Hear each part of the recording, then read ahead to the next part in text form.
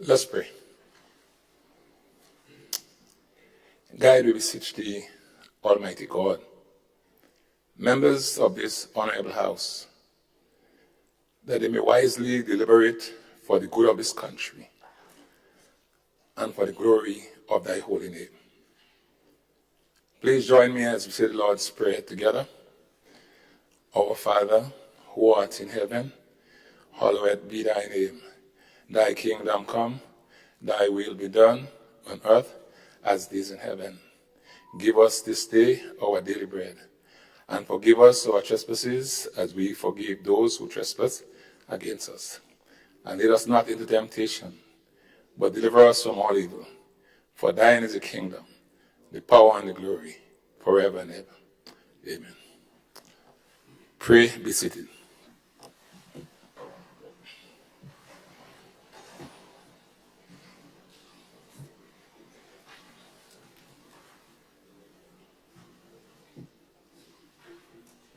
This honorable house now commences.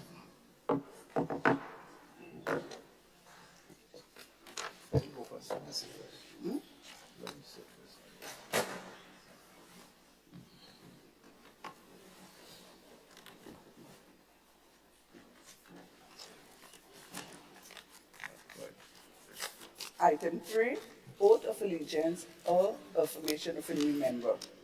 Item 4, confirmation of minutes.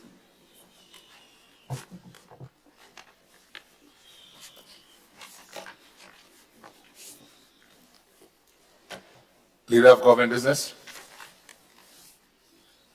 Mr. Speaker, I beg to move the confirmation, beg to move that the minutes of the meeting held at Parliament Chamber, Mount Weldale, St. George, at Parliament Chamber on the 23rd of May, 2023, be taken as read. Honorable members, the question is that the minutes of the proceedings of a sitting of the House of Representatives held at the Parliament Chamber, Mount Weldale, St. George's, on Tuesday, 23rd May, 2023 at 9 a.m. be taken as read.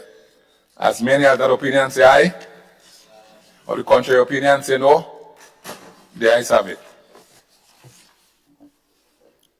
Leader of government business. Mr. Speaker, I beg to move that the minutes of the proceedings of the sitting of the House of Representatives held at the Parliament Chamber, Mount Weldale, St. George's, on Tuesday, the 23rd of May, 2023, at 9 a.m., be confirmed. Leader of His Majesty Opposition. Yes, Mr. Speaker, I have corrections to the minutes. Just to point out that after the section on questions, when I stood to ask the leader of government business the question about the labor commissioner, after that point in the minutes, the statement that followed in the minutes indicated that I pointed out that I wanted to have the minutes, the answers to the questions before the sitting of the House. That's what the statement before it was submitted to the House. That's not what I said. I wanted to have it before the House meets. This, right? Not before it was submitted. So that's the correction. Okay. At the end of that paragraph. Okay. That is the Okay. point I was making. In other words, before we get here, all right? You want to have responses? I have to have the questions. If you need me, just a short explanation, because I wanted to be able to review the answers so that if I have follow-up questions, I can do so. But if I get it during the House, as the House meets, submitted, then it would not make, wouldn't help me. So it could be submitted to the House to you at any given time. That's not my problem. Okay. Okay? All right. But before we meet, I must have the answer. All right. All right, so it's an amendment to the minutes. All right, and that is noted. Once the minutes is corrected, we can have the minutes confirmed. So, leader of government business, would you now move the motion? You made the correction, Honorable Leader of the Opposition. Yeah, but I'm saying if it has been accepted. Yes. Okay. Yeah. I didn't hear it was the. Okay. All right, so leader of government business, just move the motion for the confirmation again. Yeah. Thank you, Mr. Speaker. So, Mr. Speaker, we accept the recommendation for change, and I now move that the minutes be now confirmed. Thanks. Honorable members, the question is that the minutes of the proceedings of a sitting of the House of Representatives held at Parliament Chamber, Mount Weldale, St. George, on Tuesday, 23rd May 2023, at 9 a.m. be confirmed. All those of that opinion, say aye. Of the contrary opinion, say no. The ayes have it. Indeed, the ayes have it.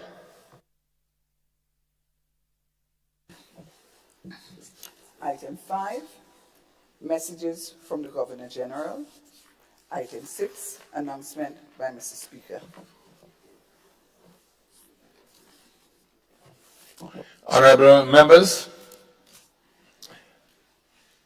a pleasant good morning. I have a few bits to say. First of all, I have received word from Honorable Joseph Andel that he is out of state and can't be attending this particular sitting.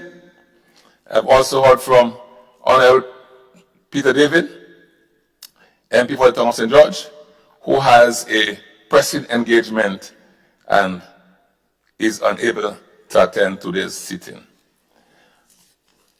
By way of announcements as well, I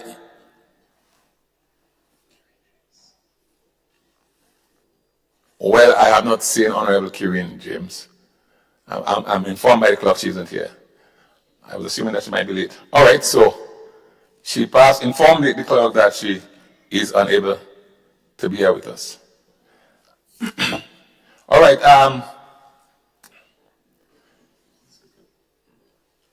Oh, sorry, I'm not seeing the light. Honorable Leader of Government Business. Thank you, Mr. Speaker. Mr. Speaker, Honorable Dennis Cornwall, Minister for Finance, is attending a meeting on behalf of government, so he's presently out of state. Similarly, Honorable Kieran James and Joseph Andel, so all of them are on government business, as mentioned earlier. Thank you. All right. Thank you very much, Leader of Government Business. But just to remind members that try and inform Parliament. We all are human beings, and for whatever reason, sometimes we may miss meetings. But try to inform the Parliament before, if you can. If you have an emergency, you don't have much of a choice. But try and inform Parliament before that you are unable to be here at the sitting. All right, thank you, Leader of Government Business. May I continue? In our previous sitting, the Honorable Leader of His Majesty Opposition raised the issue of the Public Accounts Committee, and I did say to the Honorable Member that I would look into it in short order. And I did research and examine the standing orders and found that the committee, as is properly constituted in terms of having members from both houses. Section 69, subsection 3, bullet I, and A speak to that, right? So in terms of the standing orders and the suitability for membership in the Public Accounts Committee, members from both houses, Parliament may decide to put those folks there. So I thought I would just bring this to the attention of the members, so we are clear as to how we proceed. And if the honorable member has some other information that I don't have, I guess you would raise it with me at some point, sometime. I want to finish the announcements. Yeah. All right. To say also to the Parliament that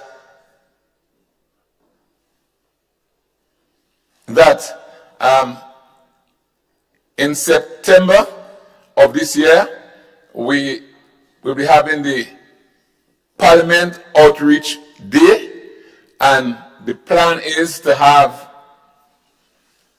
a member of Parliament visit a secondary school. That's the plan, right? So a secondary school, because altogether, I believe we have approximately 80 schools. So since it is just about 22 high schools, Parliament thinks it is easier for us to do the outreach among our secondary schools. So for CARICOM, Mr. Andrew may have to send on another member to CARICOM, because you have 2 high schools up there, right? But the idea is to do this outreach. All the members of Parliament will be at a particular school at the same time on the same day. This is one of the things that we're supposed to do as Parliament, have an outreach in the community or in our schools. And since our youth, our children is the future, Parliament decided this year that the outreach will take place among our secondary schools. Right? Just giving the heads up so you keep your calendar open. It will be in the second half of September. We have to first confirm with the Principal Association and then give you the exact date. All right? And I think those are the bits of announcements. You may proceed.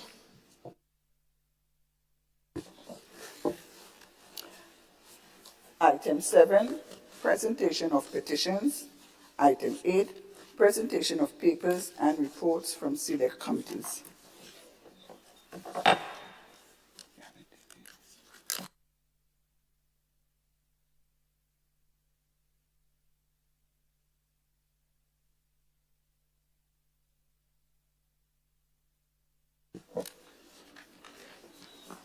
Item 9, unopposed private business. Item 10, questions.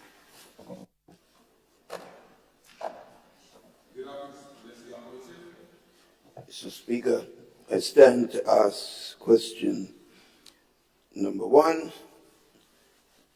which involves COVID economic support, to the Honorable Minister of Finance. This question is standing in my name. I don't know that I have to read the question, it's already there. And of course, as the standing order quite rightly would say, whenever a member is absent, he may designate someone else. Yes, that's correct. If that is the case, then we need to know. Okay. That is the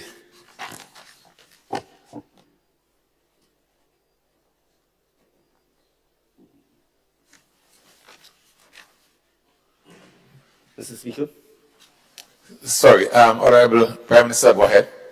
Yes, thank you, Mr. Speaker. Mr. Speaker, in the absence of the Honorable Member for St. Patrick West, who is the Minister for Finance, I will indicate on his behalf that written responses to the questions for the Honorable Minister for Finance were provided to the Clerk of Parliament yesterday afternoon. I am aware that there was no acknowledgement of receipt of the email, so I can't say whether the answers were forwarded in time to the Honorable Leader of His Majesty's Opposition. Thank you. All right. Just hold. I've seen your light. Just hold. Sure. I myself, I've just seen the responses, right? So it actually came in yesterday afternoon, as the Prime Minister said, but I just Sorry, copies.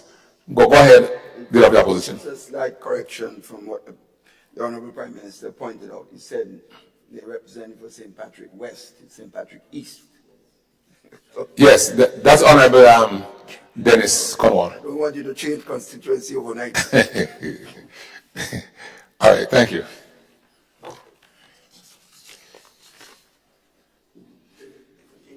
Yes, you may. The next question, number 2, is addressed to the Honorable Minister of Finance again.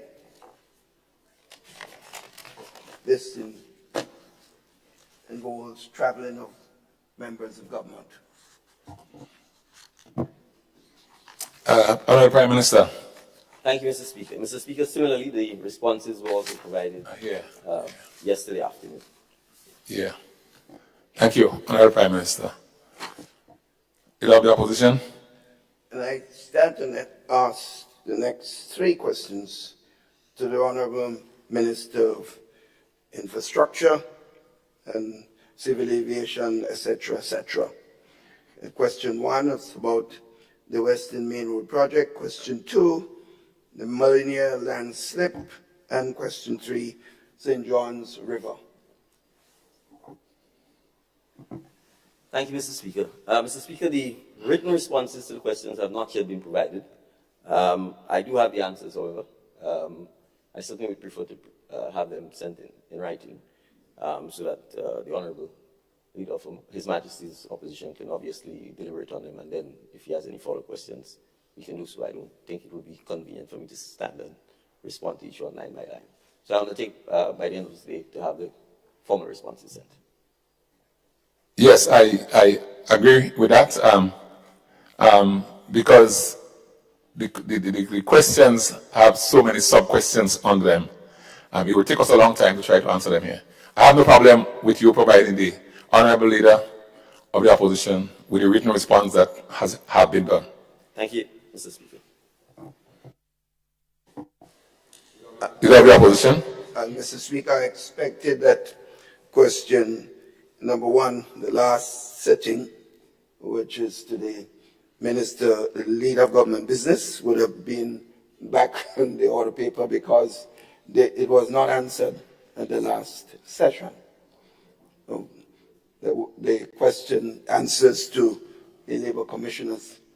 In fact, I did point out through my staff that, through the clerk, that I expected that would be back on the order paper for answers at this sitting. Because it was not answered. But did you receive a response? The question was not answered, Mr. Speaker. That's what point I'm making. No, that is different. Ask for response. Honorable Leader of the Opposition. Yes. It's one thing to say to the House that the question wasn't answered. And it's a different thing to say whether or not you receive a response from the member. That's what I'm trying to ascertain. Well, I'm saying that I'm only interested in the answer to the question. I'm not interested in a response. I'm interested in an answer. The question was asked, and I expect an answer. That's all I'm saying. And you didn't receive an answer? No answer. Okay. Well, the Leader of Government Business would have to provide the office of the Leader of the Opposition with the response to the questions asked.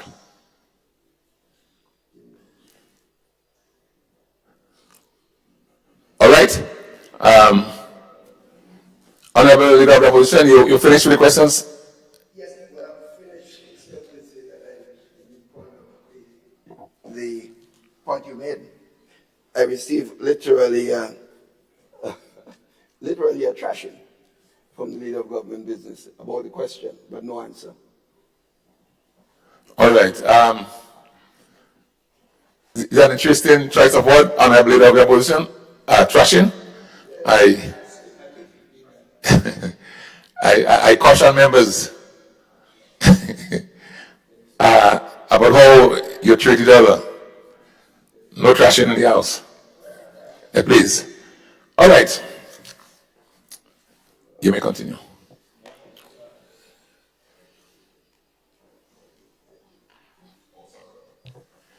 Leader of Government Business. Thank you, Mr. Speaker. Mr. Speaker, I just want to inform the House and the Leader of the Opposition that I did receive late last night a response for the question asked, and that will be forwarded in due course. Okay, thank you. Thank you very much. Leader of Government Business. All right, let's move.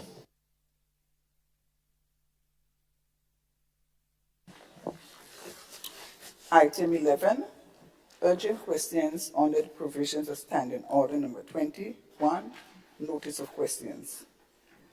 Item 12, statement by ministers.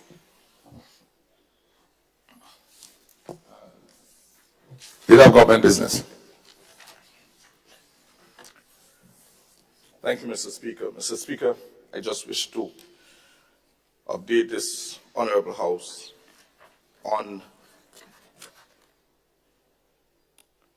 the Ministry or the Department of Housing within the Ministry of Social and Community Development, Housing and Gender Affairs. Mr. Speaker, some time ago, we concluded the audit, and it was subsequently laid before this Honorable House. 4 years of outstanding work. The final year of audit for 2022 is currently being contemplated. Mr. Speaker, in respect of the Housing Authority of Grenada, we continue to try to bring structure to the organization. We recognize, Mr. Speaker, that management was very weak and still is. And so the board of directors has moved in to add staff where it's needed. So in this context, Mr. Speaker, a new finance manager and HR manager is being installed at the Housing Authority of Grenada as they continue to restructure the organization to bring some semblance of order. The financial performance has been extremely weak over the past few years, and there appeared to be no structure. And so, Mr. Speaker, we sought to put together a business plan for the proper functioning of the organization. That business plan, Mr. Speaker, having done an evaluation of the various processes, the original business plan that was submitted became irrelevant.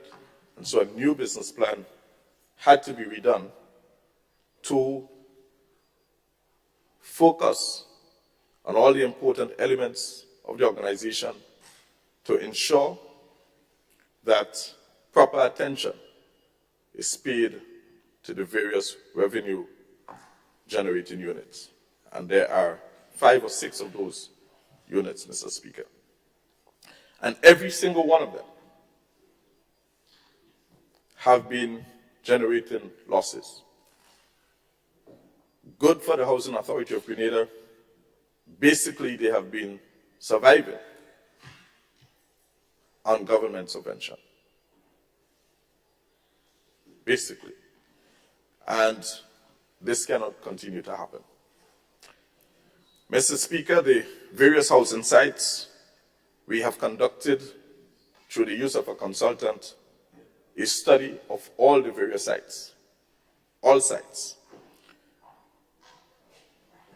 And a report has been submitted to Cabinet.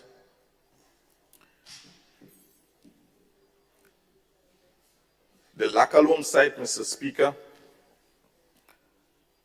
there's an issue regarding title. Similarly for the Dunfermline site. And so, Mr. Speaker, we have to dig a little deeper into these two sites to hear from the residents with a view to regularizing their living conditions. The buildings, most of those buildings are in a dilapidated condition, filled with molds on the inside in some cases, or in most cases, rotten railings, and in some cases, railings have fallen off these high buildings, which pose imminent danger to the users of these buildings. Water has been penetrating the building from the roof in some instances, which cause electrical shock to some of the residents. Sewer water apparently backs up into the face basins and so on, creating very bad condition for people to live in. So there has been quite a lot of it. So the report has been submitted, Mr. Speaker. We would now need the cooperation of residents from all the various sites so that we can begin to structure a homeowners association on all of these sites. And people would need to contribute, Mr. Speaker, towards the insurance and towards the upkeep and maintenance of these sites. Government would be prepared to do its part. But in order for this to be fixed, there must be a partnership. Because we're talking about a lot of millions of dollars per site, because these are large sites. So, Mr. Speaker, we continue to work with the Housing Authority, its board and management, to make this happen. We are happy to report, though, that the Lacalome Waste Management Site, or the sewer system, is complete. And sometime in July, we would be able to officially commission the site. It's a sight to behold, Mr. Speaker. After spending $1.2 million, we are happy to report that the site is complete, the residents are happy, and there are no foul scent on approaching the Lacalome housing site. The distribution of the units, Mr. Speaker, continue to be something of great interest to the Cabinet. I am being questioned every single week that we meet about the distribution of these units. But we must get it right.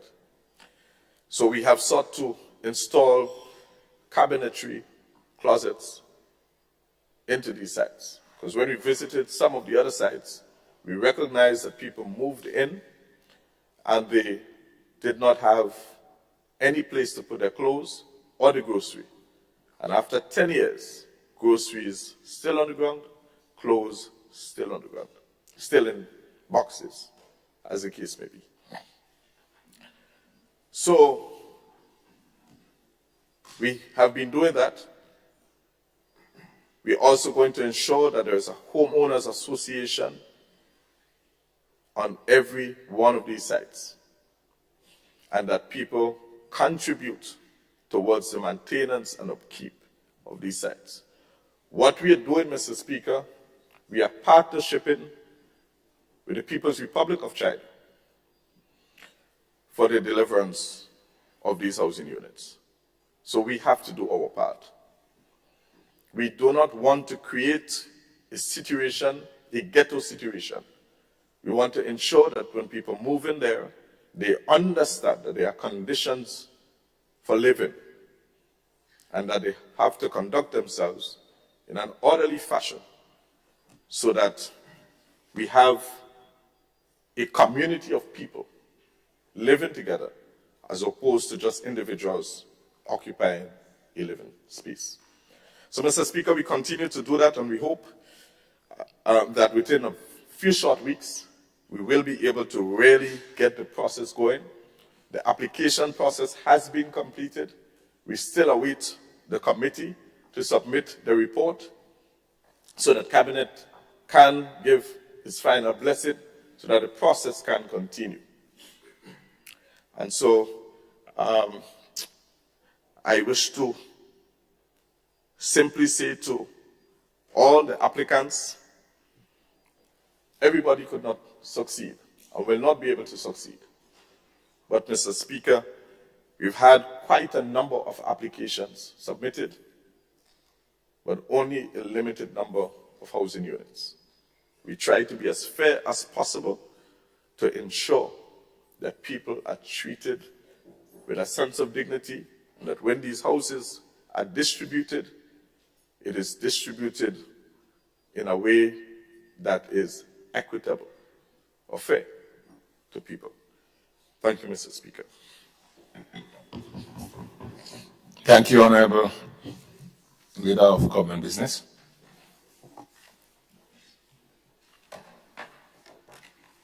Honorable Prime Minister. Thank you, Mr. Speaker. Mr. Speaker, in the absence of the Minister for Foreign Affairs, the Honorable Joseph Vandal, MP for St. Patrick West, I think I have it correct this time.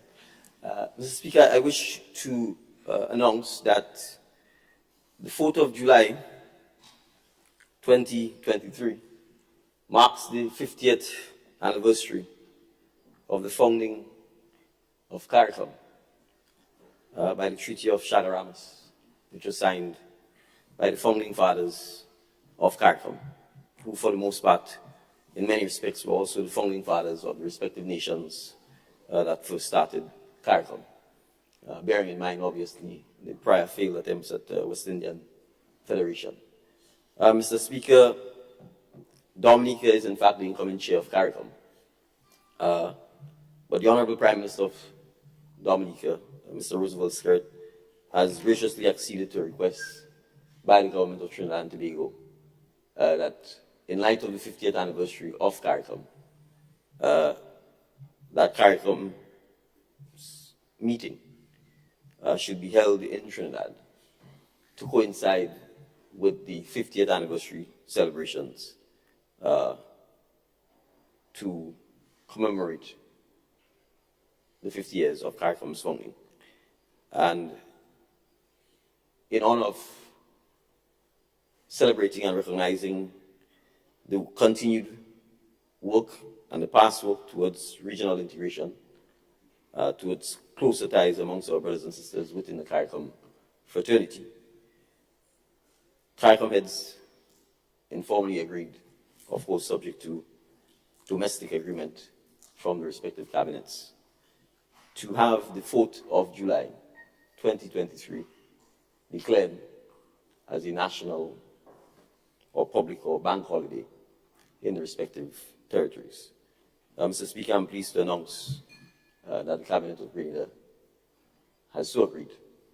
And so I'm indicating publicly for the first time that the necessary formalities would be done to ask Her Excellency, the Governor General, to declare the 4th of July, 2023, as an official bank holiday to mark the 50th anniversary of CARICOM.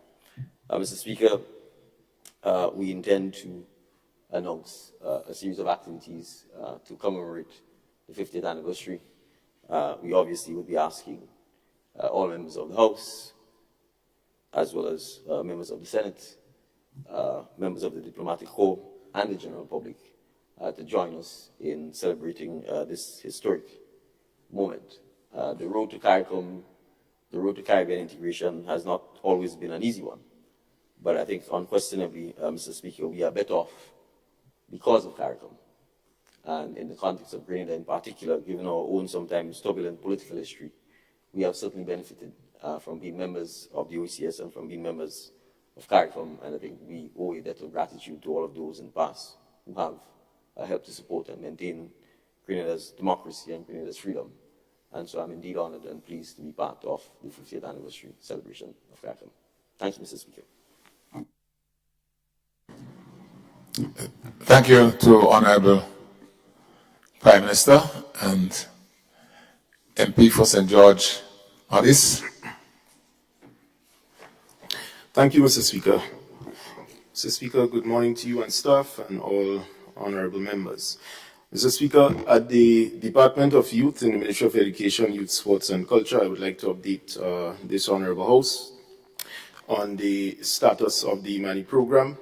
I would say, Mr. Speaker, that we are satisfied that we have completed a proper internal audit of the program. We have seen several trainees thus far transitioned into permanent jobs, and that is still ongoing. It's a process that is still ongoing. The NTA has been able to complete the future concept, which will deal with the transition and the shape the program will take thereafter. They will present to the Cabinet in short order on this. And we will complete another round of meetings, Mr. Speaker, with the private sector representatives, which is to say that government's policy towards this is not to promote the provision of free labor or subsidized labor to the private sector, but the private sector themselves must be able to take the young people, provide permanent jobs for them, so long as we provide assistance in training, skills, etc.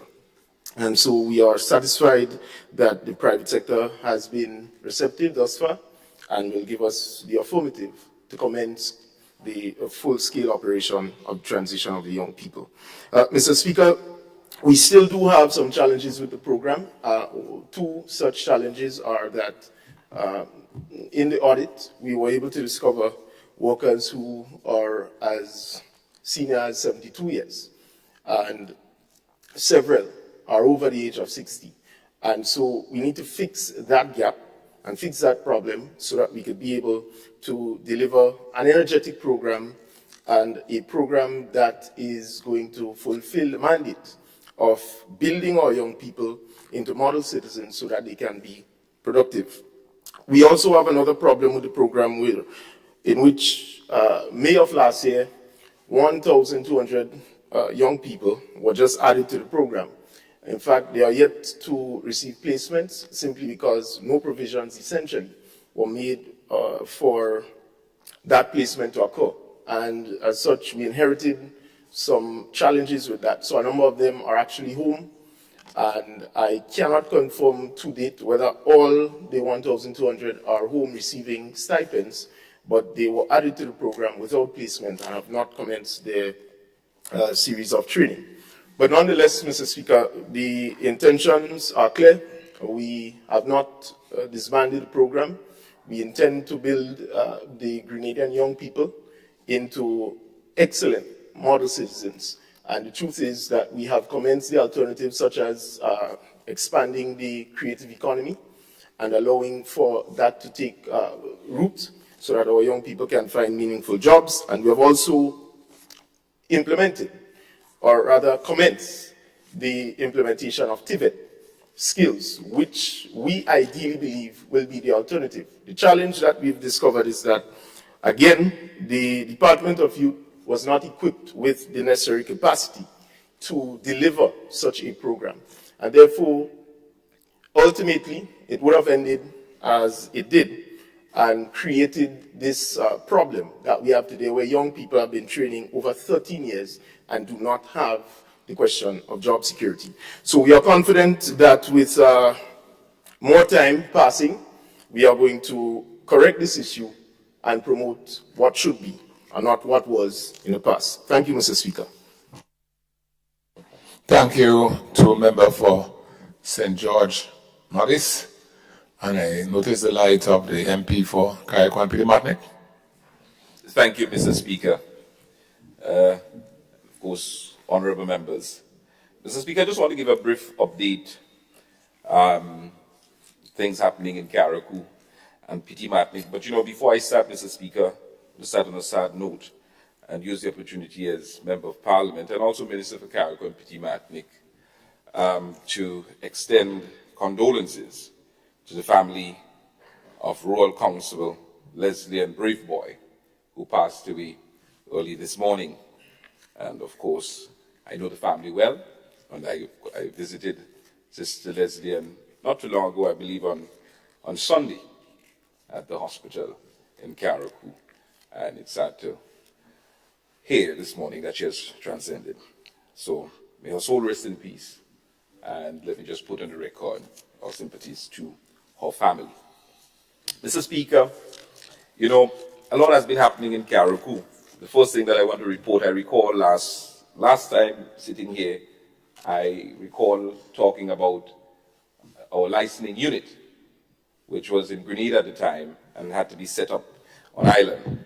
I'm happy, Mr. Speaker, to report that the licensing unit is now up and running, and I printed my license in CARICOM, my laminated license in CARICOM. It took less than 10 minutes to do.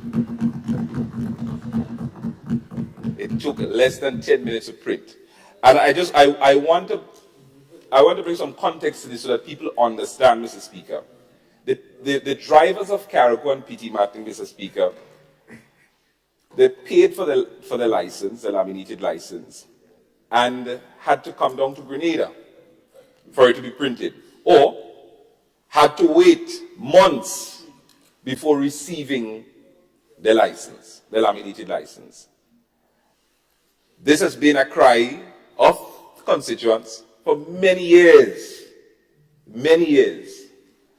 and I'm happy that as Member of Parliament and as Minister, that my ministry, along with Ministry of National Security, collaborated together to make this a reality, so that no longer the drivers have to wait months before receiving their laminated license, and in some cases even been threatened by police officers to give them a ticket because they only had a receipt.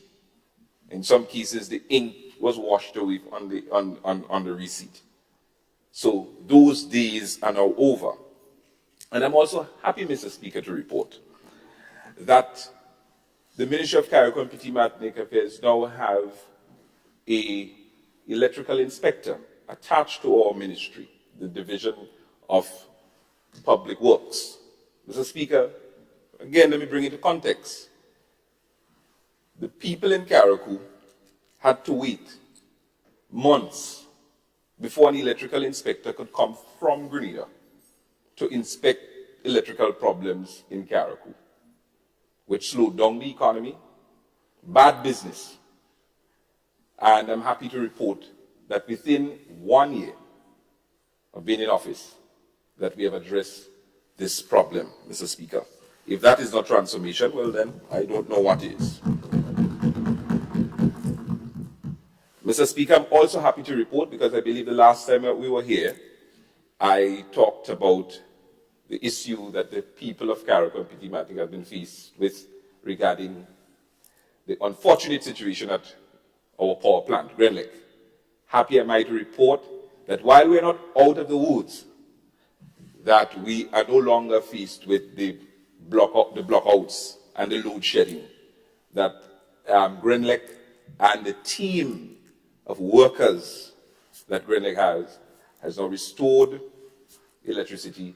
100% of the island is now back up and running, and I'm very happy for that. The team at Grenlec must be commended, along with the cabinet, for standing side by side with the team in CARICOM to ensure that this happens. So I just want to place on record, Mr. Speaker. You know, looking through the budget for 2023 budget, Mr. Speaker, we made a number of bold statements in terms of what we intend to do for CARICOM and some of the things that the ministry was charged with doing. And Mr. Speaker, I'm happy that some of the infrastructural work that we said would have happened in CARICOM are taking place. The Windward Fish Market, which some of my cabinet colleagues, along with Prime Minister, visited over the weekend, is well on the way. I mean, if you look at the present fish center that's there, it's dilapidated, mold, it's all cracks all over, and Windward being one of the areas where you have a number of fishermen, fisher folks.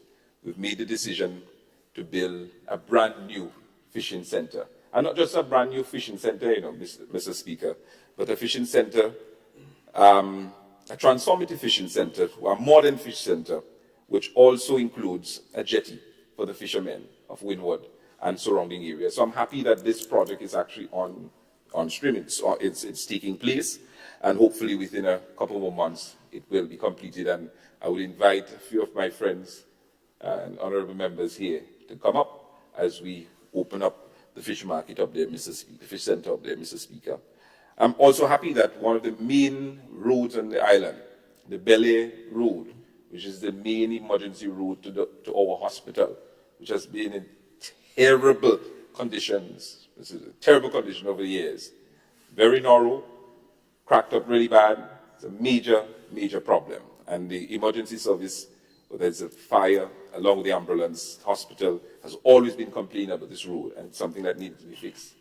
And I'm happy, Mr. Speaker, that work is now taking place on the Bel-Air Road, and hopefully in a not too distant future, that road will be completed, Mr. Speaker. I'm also happy that some of the sidewalks and drains around the town is being done, and widening of our roads and so on throughout the town of Hillsborough is taking place, Mr. Speaker. And I can go on and on and on about all the wonderful things that we are doing in CARICOM and Petit-Martinique that is benefiting the people up there. And to think that all of this is happening in 1 year. And sometimes I ask the question, you know, I recall that there was a particular political party being in charge of the affairs of the island for almost 25 years. And I am saying, with all of these things that has to be done, and we are doing as much as we can in 1 year. And if we can do all of that, Mr. Speaker, if this transformative team, which is led by the Honourable Prime Minister Dickon Mitchell, the best Mitchell, if we can do all of this in 1 year, just imagine, Mr. Speaker, what we'll be able to do in 2 terms, 3 terms, 4 terms when the time comes around. Thank you, Mr. Speaker. Thank you. Thank you, Honourable MP for CARICOM and Petit-Martinique, and now I invite the MP for South St. George to make his contribution. Good morning to everyone. And Mr. Speaker, I must start by commending the MP for CARICOM and Petit-Martinique Affairs for the wonderful work that he is doing in CARICOM. Mr. Speaker, also let me just report on implementation for CARICOM. Based on our budget implementation, I can see that CARICOM implementation rate has surpassed 100%.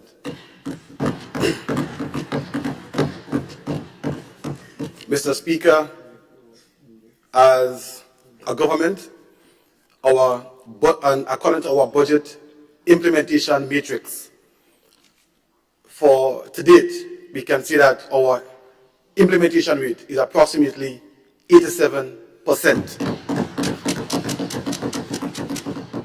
And Mr. Speaker, let me just reiterate the point that we are seeing significant improvement in implementation, Mr. Speaker. And let me just add again by saying that we lost some funds and we were able to get it back, and it was because the lending agencies saw that we were making significant strides in implementing our projects. So I want to really commend our team for the hard work and dedication. And Mr. Speaker, I pray that we continue to do what is best for the country. In addition, let me just report on some projects that had zero or little implementation over the past 5-6 years. But now we have seen tremendous improvements. And I'm talking about the OECS tourism project. That's where we will be turning Fort George from a police headquarters into a tourism site. And over the past few years, since August 2017, we saw an implementation rate of approximately 0%. But to date, we are seeing an implementation rate of approximately 63%. In addition, Mr. Speaker, we are on the verge of, I would say, losing the DG4 project. We were in trouble. The project was behind. Also, the G-Cruise project, we were in trouble. the project was behind, and now we are up to date on those two projects. And I want to personally thank Mr. Isaac Bagwan for his hard work on the G-Cruise project. And we are talking about, Mr. Speaker, huge sums of money. So here we are, 1 year after being in government, and you can see the tremendous strides we are making when it comes to implementation. And Mr. Speaker, before I leave, I want to just say to us as honorable members of the House that when we leave, we have a responsibility to the people of Grenada, CARICOM, and Petite Martinique to report the truth. And I want to address a matter, Mr. Speaker, that that bothered me because I think it will affect some people in adverse ways. And Mr. Speaker, I heard after we left Parliament last, the member of the leader of the opposition saying to members that this administration lost $80 million. And in any other country, we will be asked to resign. And Mr. Speaker, nothing could be more further from the truth because since 2016, and he was making reference to the UK SIF project, since 2016, that fund was on the books, Mr. Speaker, and during his reign, you can say it was approximately six years, nothing was done. And that was why we lost the funding for the project. And it's because the UK now have confidence that this administration will do different. That is why we got back the funding that we lost. So I just want to impress that we need to speak the truth when we address our people and we are reporting on these things as honorable members of the House. So again, I want to thank my team for really pushing hard, and we will continue to push hard to move Grenada forward and to improve our implementation rate in the process. Thank you very much. Thank you very much, MP, for St. George South. Is your light still on, Honorable? All right, thank you.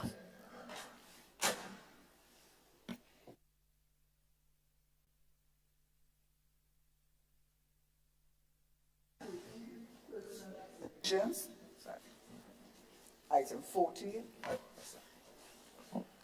Honorable Leader of the Opposition. Yes, Mr. Speaker.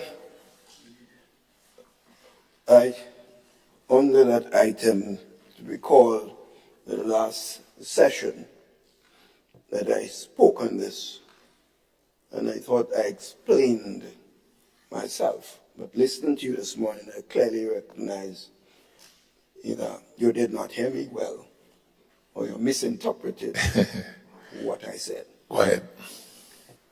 I pointed out, Mr. Speaker, throughout the parliamentary system, and you could check the records throughout the whole parliamentary system in the Caribbean and outside the Commonwealth.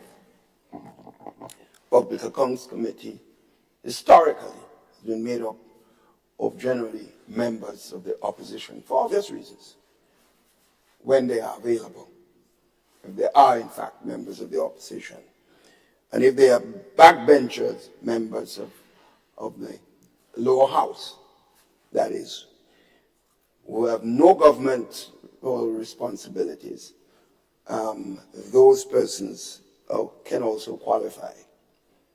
That's a historic thing. I made that point very clear. I did point out, and it's well known, that in 2013 and 2018, that we had no such members.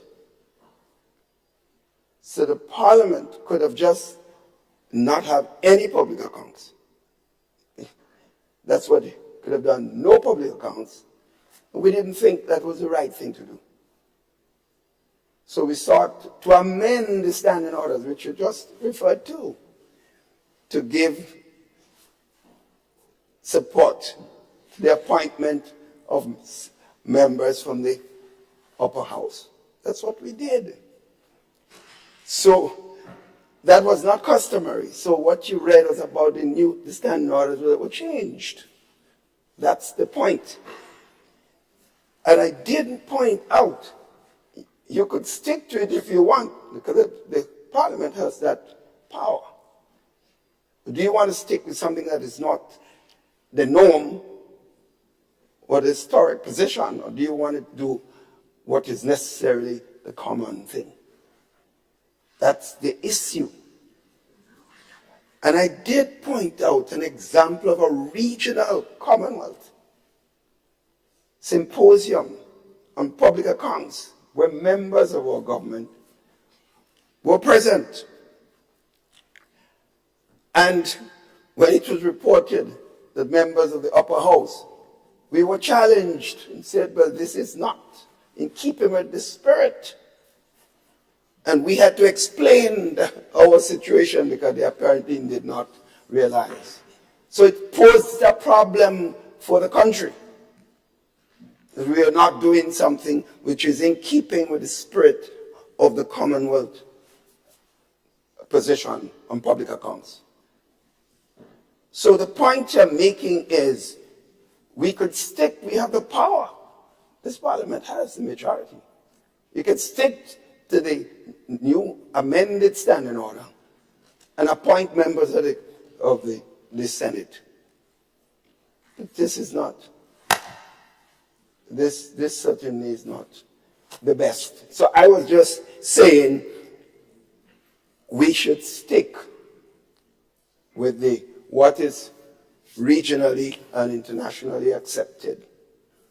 But as I said, I didn't say we did anything in present system that we don't have the power to do, but I was advising that we do otherwise. That's all I was doing.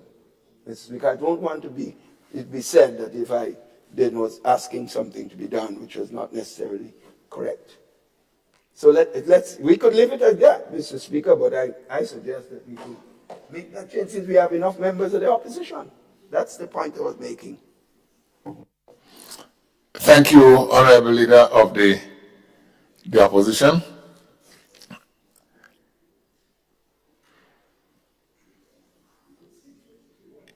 Yes, you notice in Section 69, subsection 3,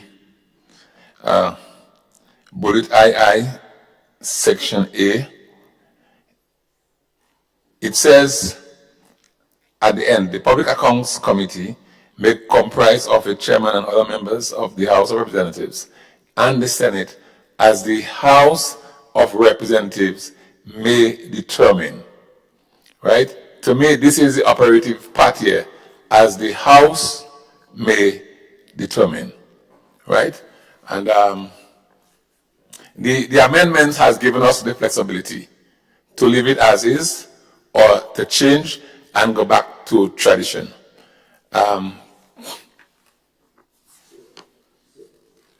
Mr. Speaker, I'm just suggesting that we go back to the standard, what is historically done in our country, historically.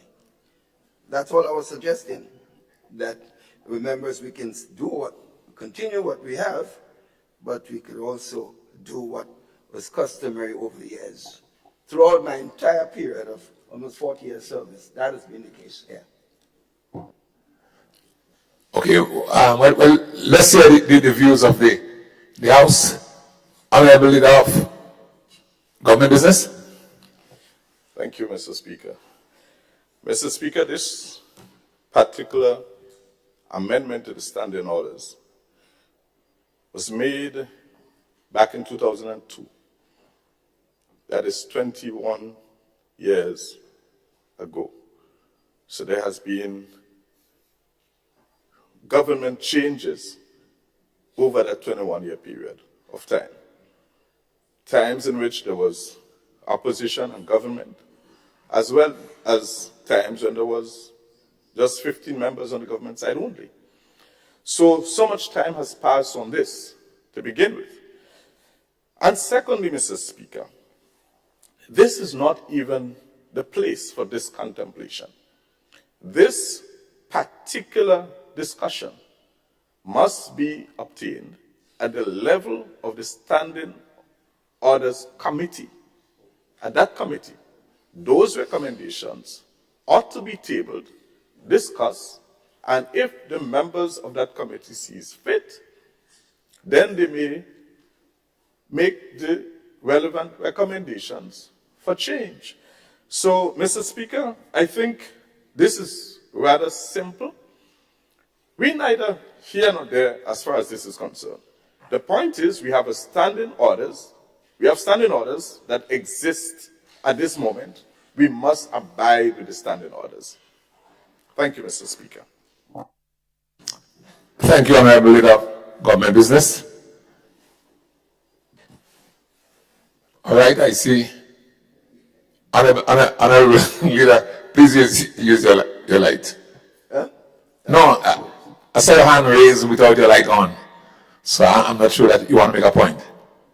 Yeah. Go ahead, because I'm going to close on it. Go ahead, Honorable Leader of the Opposition. I'm going to close on it I'm after simply you. saying there's no need for any long debate on this, Mr. Speaker. I am suggesting what was customary over the years. There was no member of the Senate until the period where we had 15 seats. That's why I'm suggesting we go back to that. That's all. If members do not want to, then leave it like this. But I certainly believe it's not, in fact, the way we should go. That's all I'm saying. All right, so honorable members, thank you, Leader of the Opposition. Honorable members, we will continue with the Public Accounts Committee as is. We will advise the Standing Orders Committee to revisit the Standing Orders, because I think one of the issues here is it doesn't lay down the conditions under which members of the Senate may be considered to be maybe considered as suitable candidate for members of the Standing Orders, of the Public Accounts Committee. So my position as Speaker is that we continue with our present Public Accounts Committee and ask the Standing Orders Committee to revisit this particular clause and maybe other areas of the Standing Orders. Right? We may proceed. Item 14, motions. Item 15, bills. Leader of Government Business. Mr. Speaker, at the sitting of June 23rd, 2023, we considered the first reading of a bill for an act shortly entitled National Insurance Amendment Bill 2023. Since then, Mr. Speaker, certain changes was made to the bill, and the implementation date for that bill has since been changed from July. Therefore, Mr. Speaker, I wish to withdraw that particular bill, a bill for an act shortly entitled National Insurance Amendment Bill 2023. Thank you. Thank you, Leader of Government Business. It's self-explanatory that the bill entitled National Insurance Bill, as presented by the member, is now withdrawn from the House, and so that is agreed. Leader of Government Business. Thank you, Mr. Speaker. Mr. Speaker, I beg to introduce for its first reading a bill for an act shortly entitled National Insurance Amendment Bill 2023.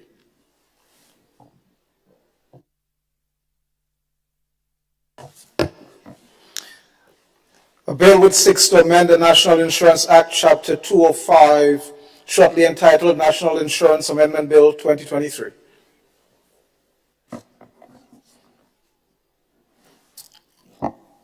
Leader of Government Business. Mr. Speaker, I beg to move that the relevant standing order of the House be suspended to enable the bill to be taken through all its stages at this sitting.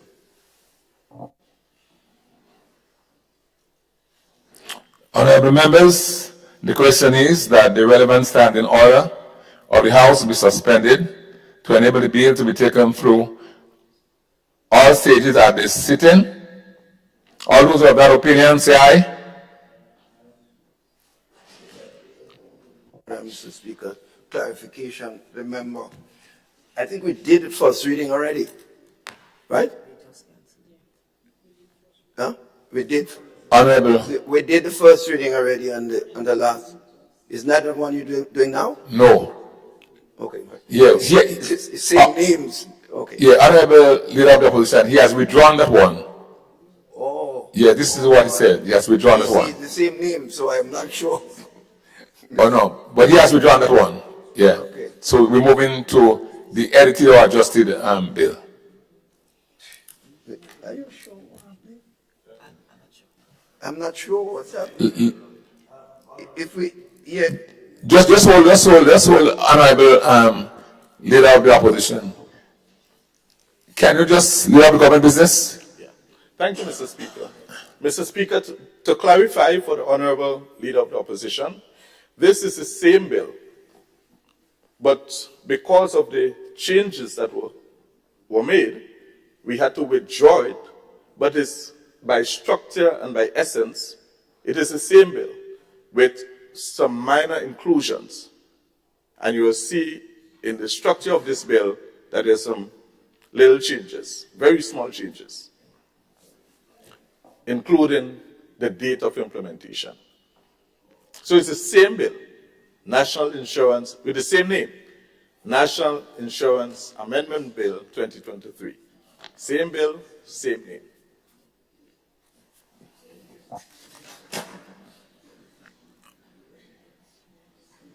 All right, so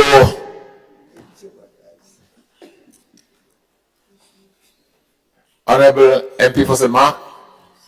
Thank you, Mr. Chair. Mr. Chair, you will appreciate that we have three bills with almost the same name. The National Insurance Amendment Bill 2023, and one has number 2 on it. So it is confusing, and I think the Leader of the Opposition was correct in pointing it out so that we do not go further into the first stage or the second stage or whatever, and then realize that we're on different wavelengths. So I think that is all that needs to be clarified. Which one? There's one to do with the child definition for child.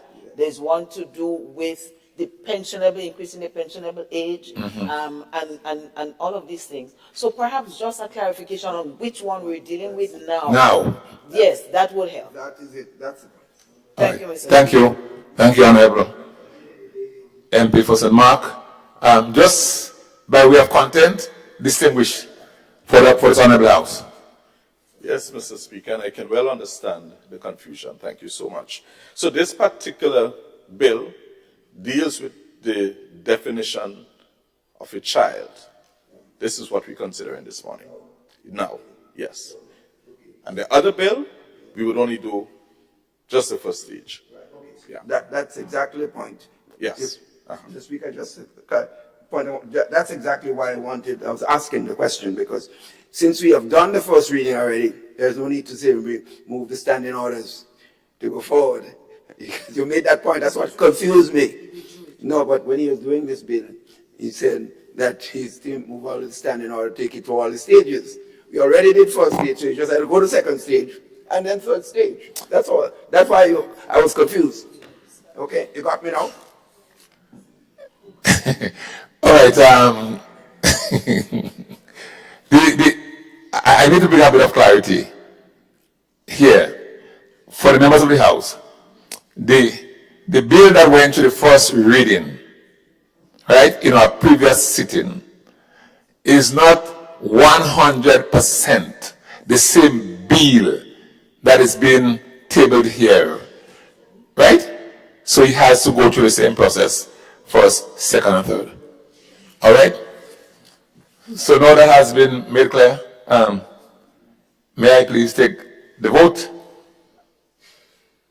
Right? So, honorable members, the question is that the relevant standing order of the House be suspended to enable the bill to be taken through all stages at this sitting. All those who have that opinion say aye. Of the contrary opinion, say no. I think the ayes have it. The ayes have it. Leader of Government Business. Mr. Speaker, I beg to move the second reading of the bill. Honorable members, the question is that the bill be read a second time.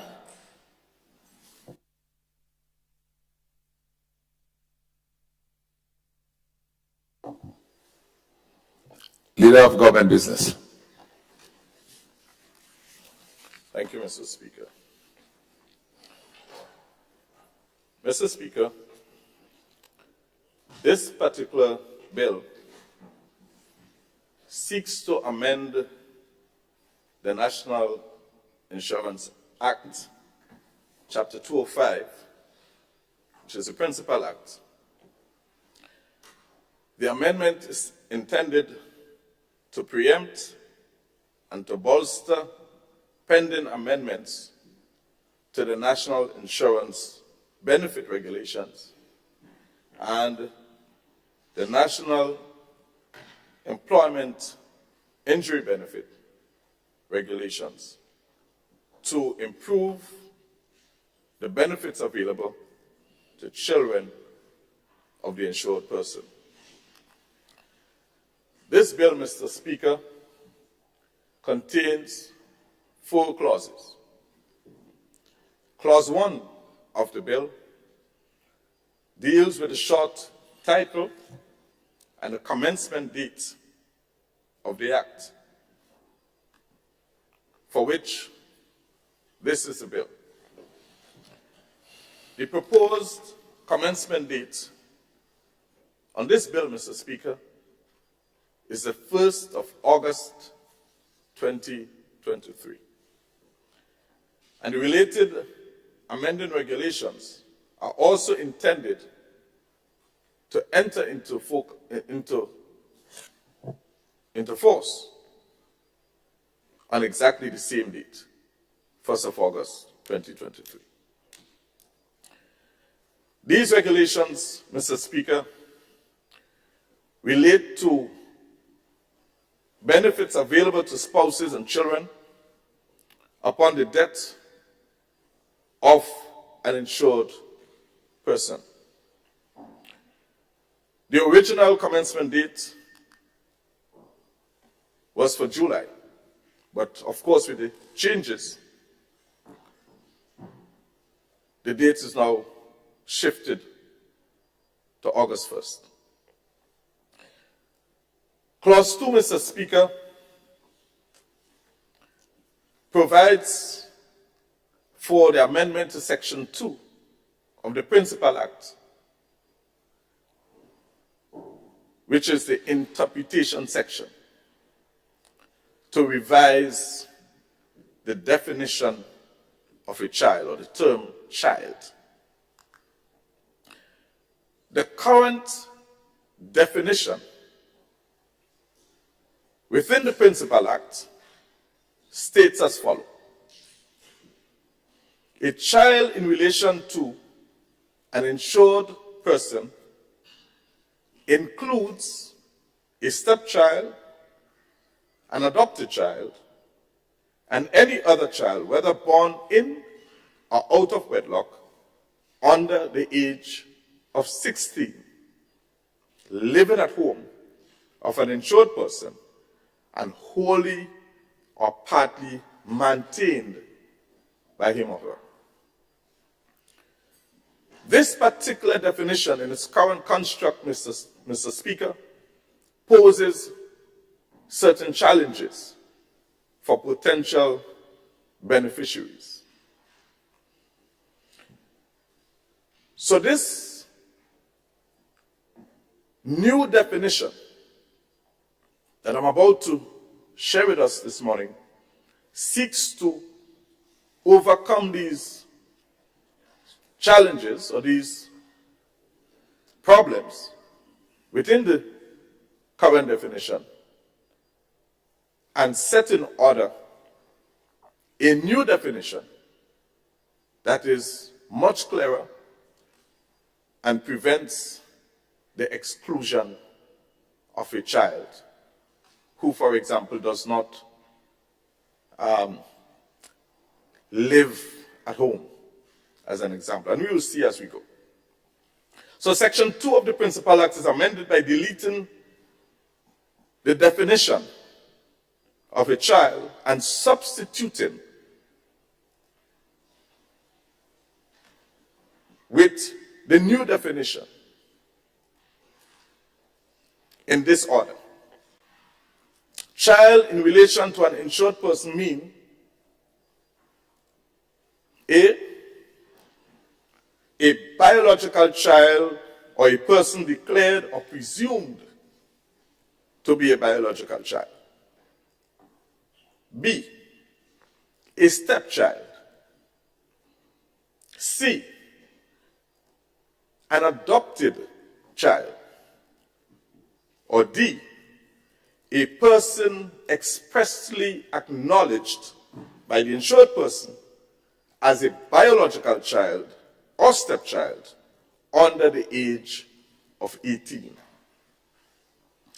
For the avoidance of doubt, Mr. Speaker, this section applies in respect of an insured person who dies after the commencement of this act. So what is this aiming to do? This amendment, Mr. Speaker, aims to make the definition more precise by removing the word include and substituting it for means. So child means, as opposed to a child includes. This precision in the definition of a child removes uncertainty and adds clarity as to who qualifies as a child for the purpose of NIS benefits on the passing of an insured person. Noteworthy, Mr. Speaker, in the new definition is the adjustment of the age from under 16, Mr. Speaker, to under 18. So the outgoing definition says under 16.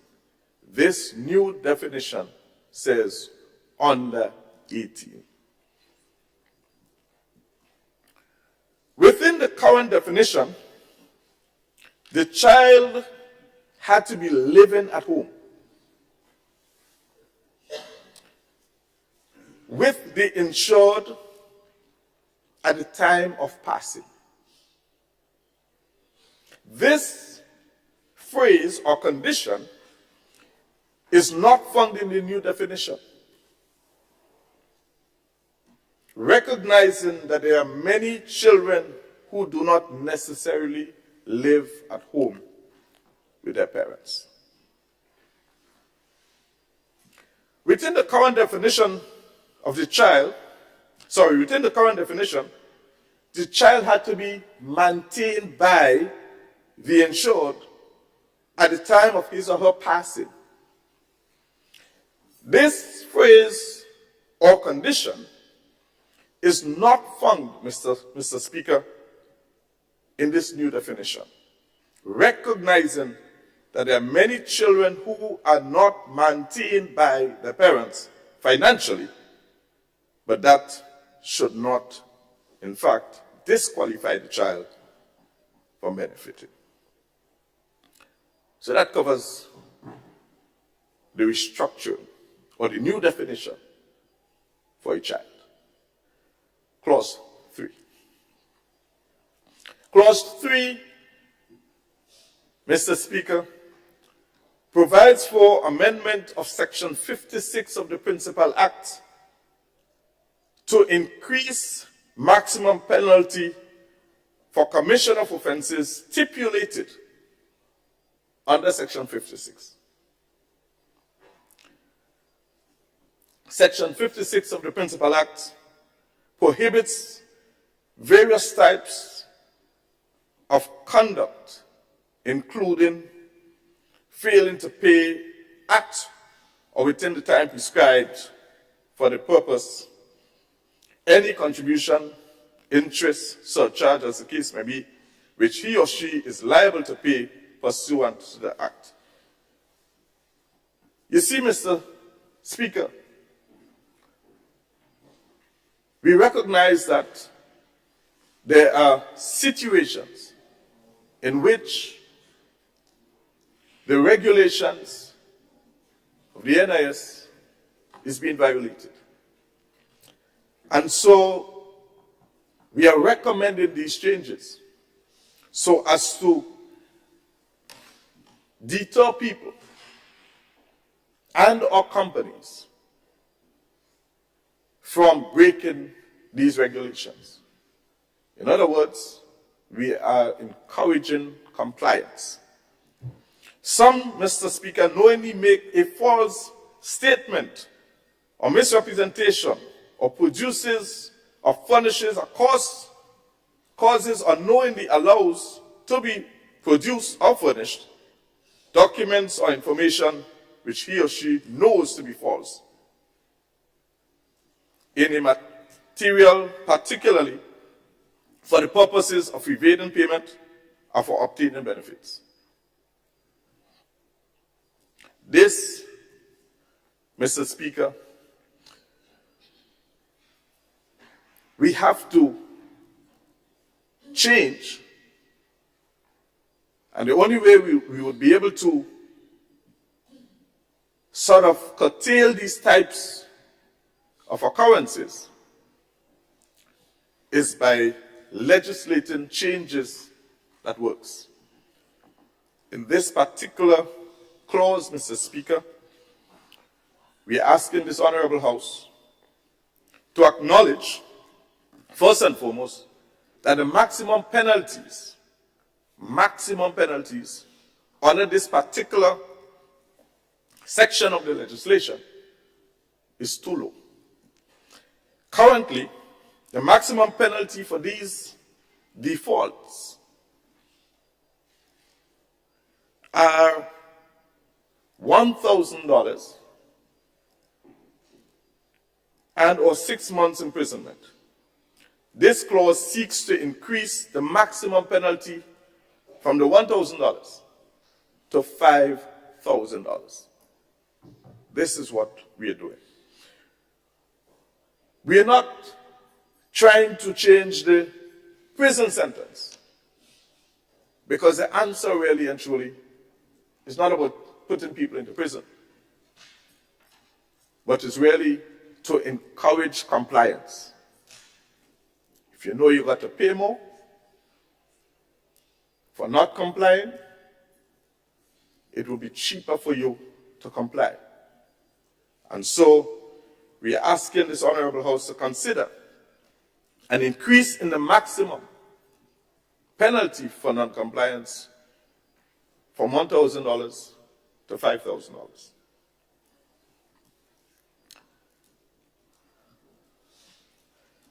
The post-amble of Section 56 of the Principal Act is amended by deleting the word "one" before the words $1,000 and substituting, therefore, the word 5. This is a recommendation for that particular section. In other words, this particular section is asking something very simple. Change the maximum penalty from $1,000 to $5,000. Clause 4. Clause 4, Mr. Speaker, provides for amendment to Section 64 of the Principal Act to increase the maximum penalty that the Minister may prescribe by regulations for commission of offenses stipulated under the regulations. Section 64(2) of the Principal Act empowers the minister to stipulate offenses for non-compliance and specifies that these prescribed penalties cannot exceed $500 and 3 months imprisonment. This clause, Mr. Speaker, seeks to increase, again, the maximum fine that can be prescribed from $500 to $2,000. Purpose? To deter people from committing these offenses.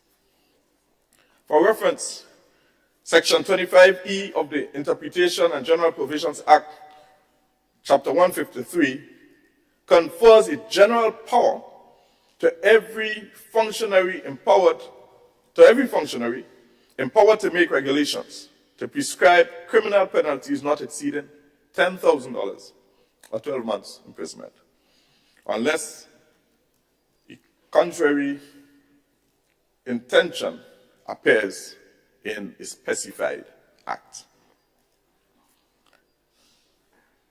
So, this particular amendment says exactly what the maximum penalty is under this particular act.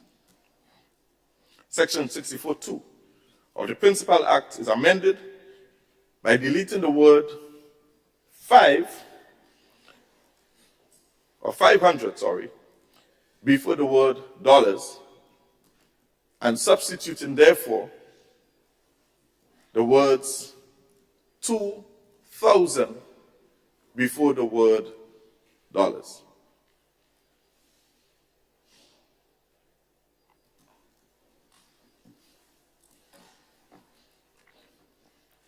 So, Mr. Speaker,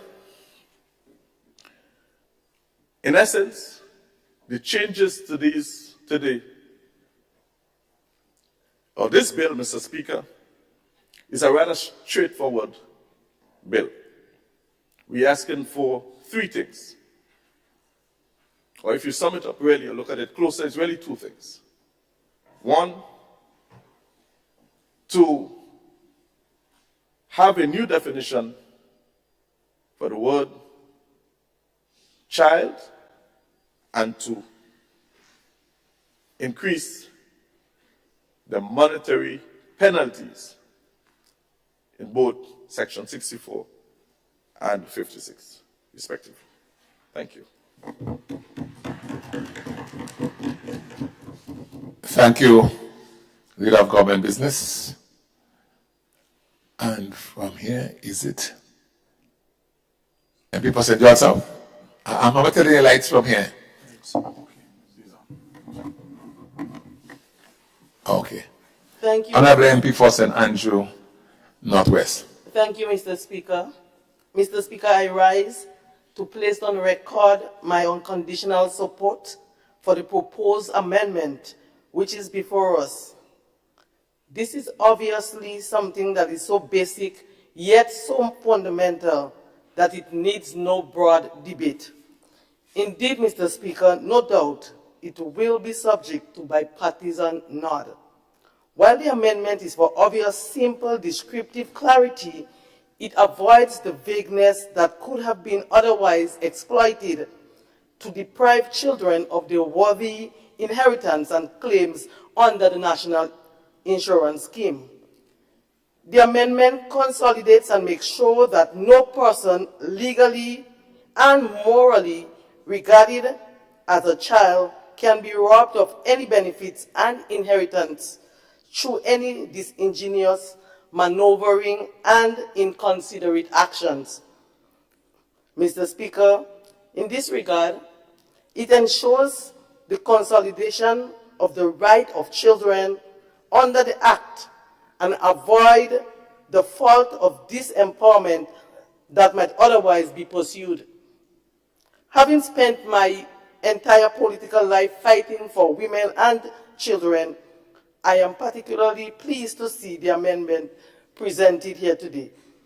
The amendment also seeks to discourage breaches by increasing penalties for any breach by expanding the penalties on two fronts. And therefore, Mr. Speaker, I want to fully support those amendments. Thank you.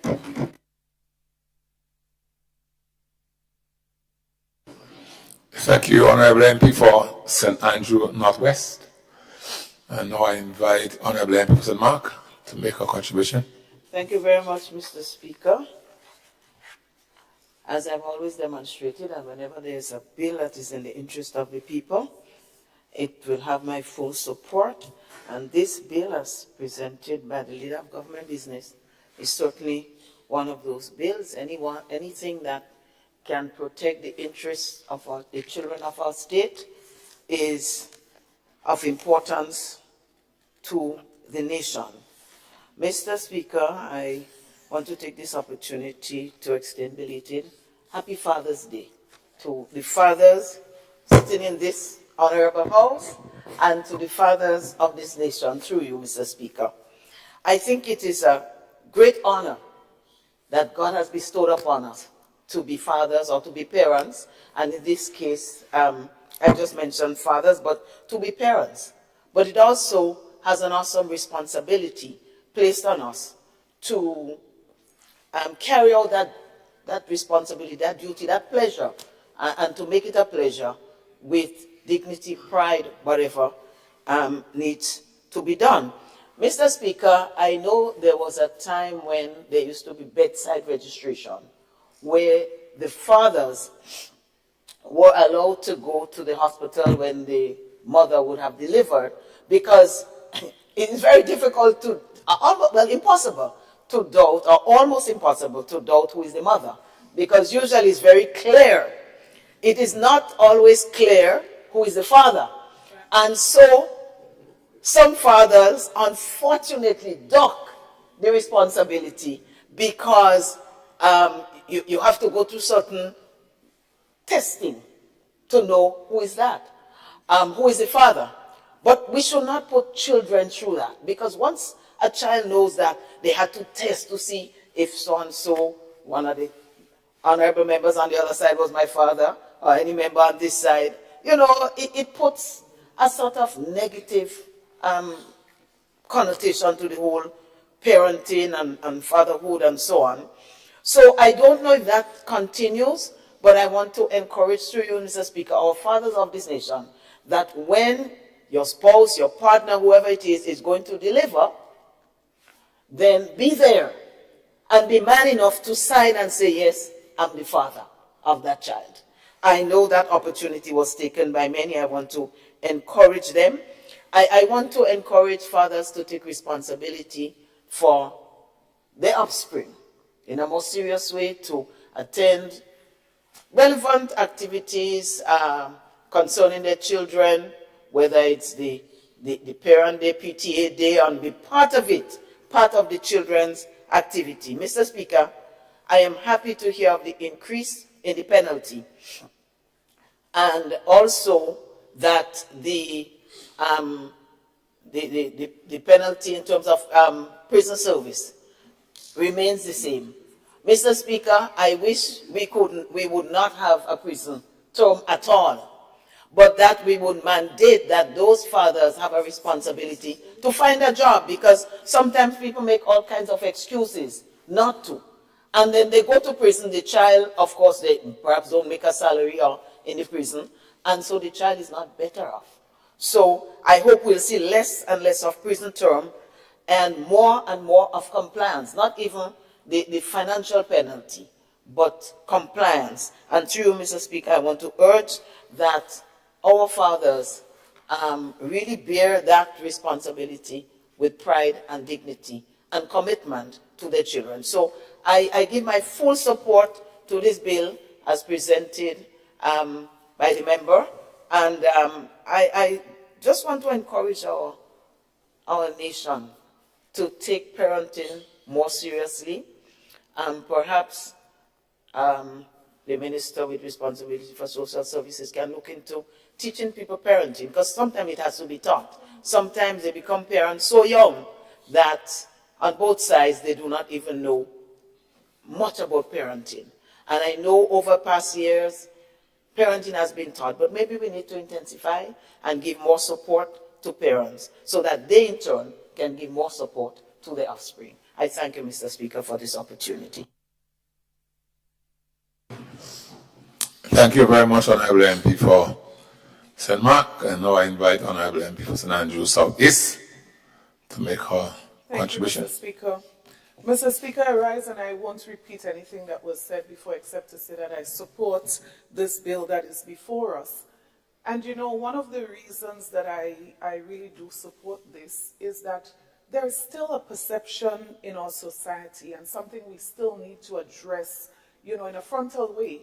You know, the discrimination, the separation, the referring to the half-brother and the half-sister, and this one was born in marriage and that one was not, or this one is living in the house and that one was not.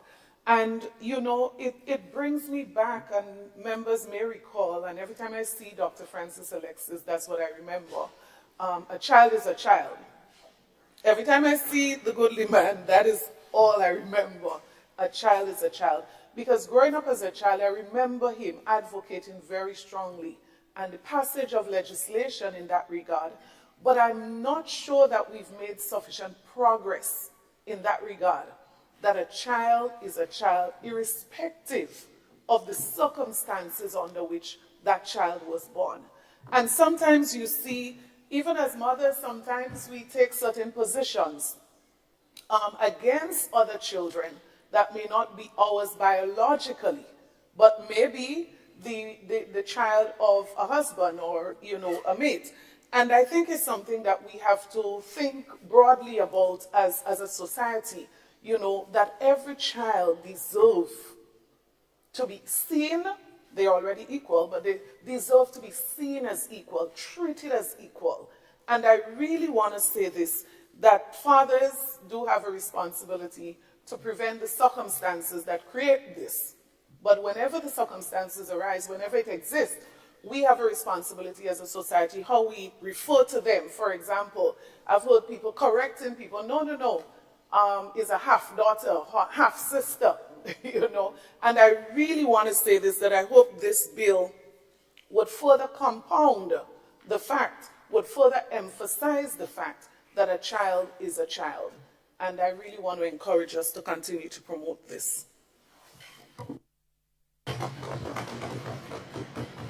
Thank you very much, MP for St. Andrew Southeast, and I now invite the MP for CARICOM, MP Martinique. Thank you, Mr. Speaker. Mr. Speaker, I rise to support the proposed amendments, and it goes to show that this administration is really and truly people-centered, and really interested about people. I had to go there. And Mr. Speaker, I rise not just only to give the support, but you know, I'm hearing a lot from the female representatives, my honorable friends on the other side. A lot is being said about the fathers, the men.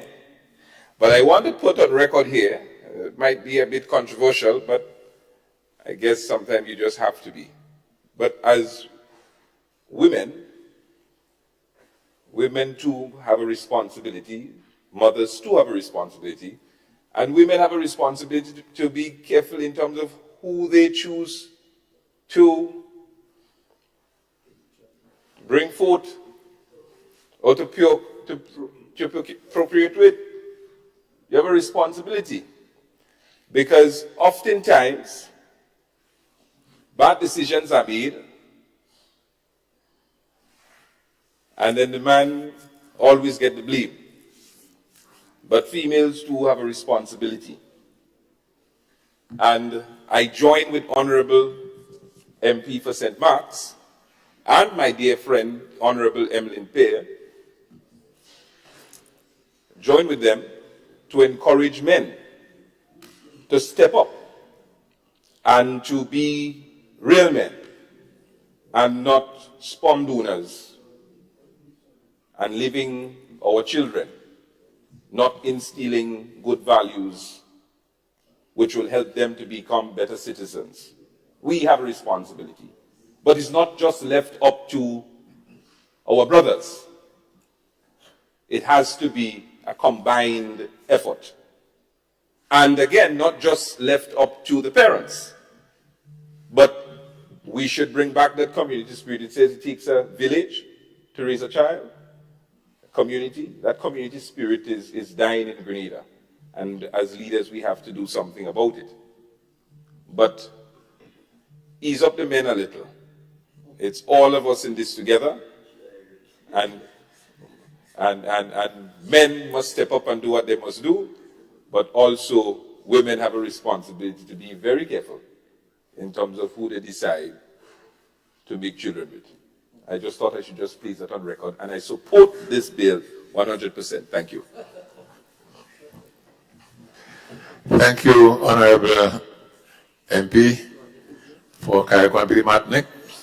And I invite the MP for St. George Northeast to make his contribution. Thank you, Mr. Speaker. Mr. Speaker, I rise to fully support the amendments as presented by the Leader of Government Business.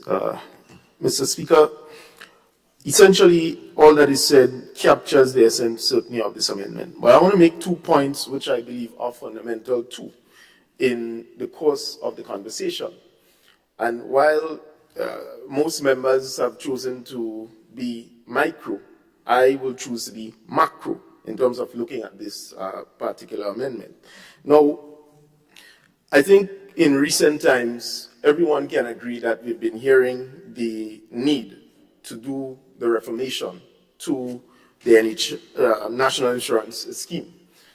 And, Mr. Speaker, these amendments, based on where I sit, certainly could be difficult if we did not choose to go the route of reforming the National Insurance Scheme and to be able to look after the needs of all of us and the most vulnerable.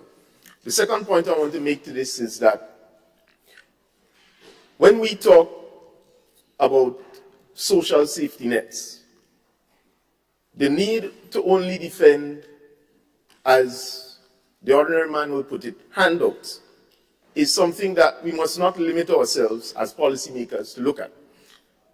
And I refer, Mr. Speaker, particularly to social security, which is what this amendment seeks to address, to say that the most vulnerable among us, while the direct exchange of cash is always faster and important, but this loophole that was around for a long time is now actually going to be filled. And it shows, Mr. Speaker, that here, for the first time in a long time, you have a government that is not just looking at policies from a transactional political aspect, but is looking at it for the future development and benefit of our people. And Mr. Speaker, I think this is extremely commendable. And I want to congratulate the Leader of Government Business. I think his ministry, along with Senator Gloria Thomas at the other house, is doing an excellent job in looking after the interests of our people.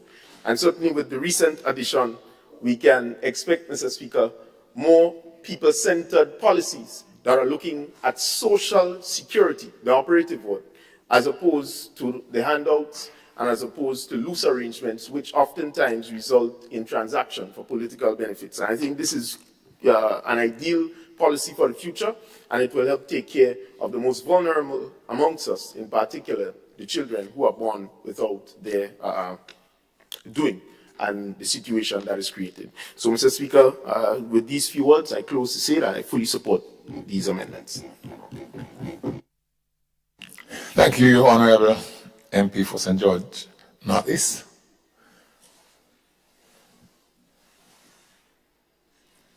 All right.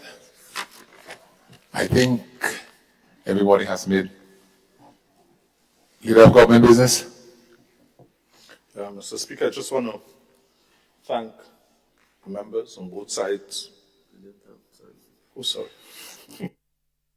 Sorry, Mr. Speaker, it just occurred to me I didn't record my support for the bill. Honorable Prime Minister. Thank you, Mr. Speaker. Mr. Speaker, I support the bill.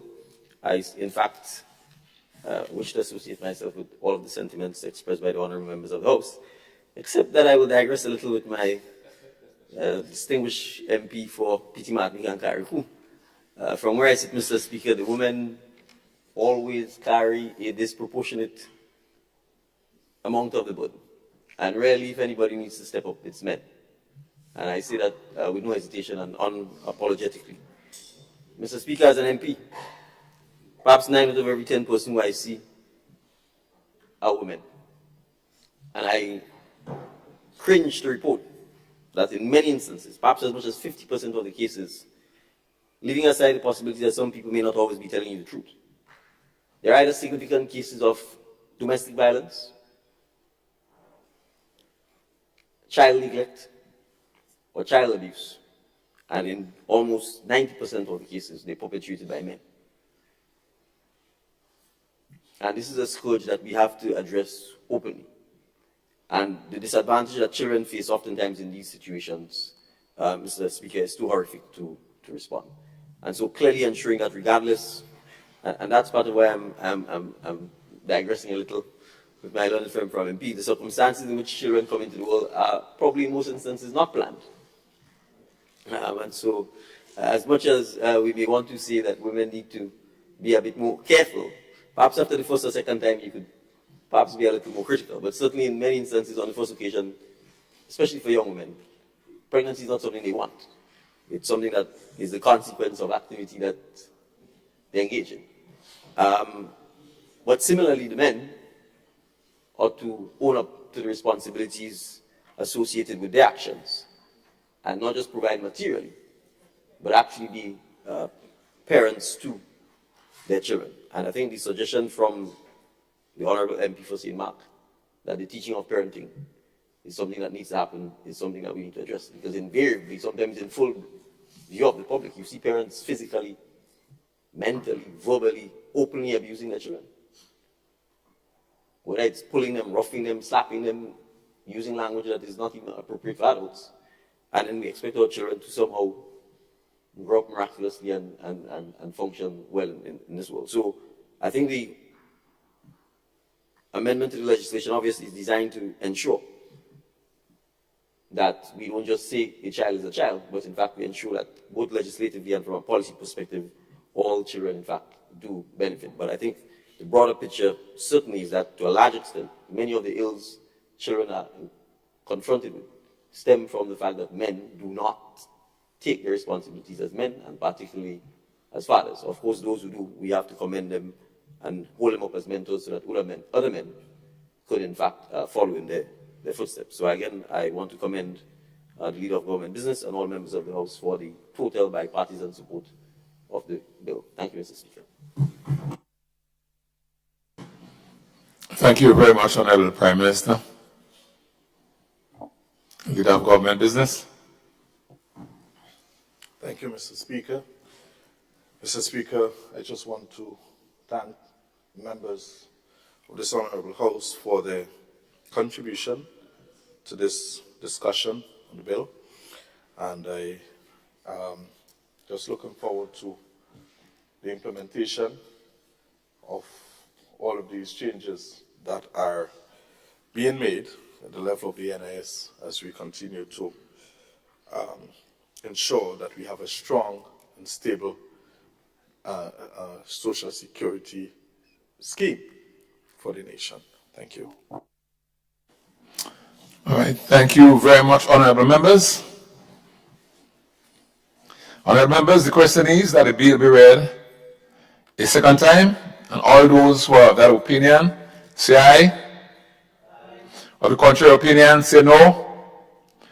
The ayes have it. Indeed, the ayes have it. A bill for an act shortly entitled National Insurance Amendment Bill 2023.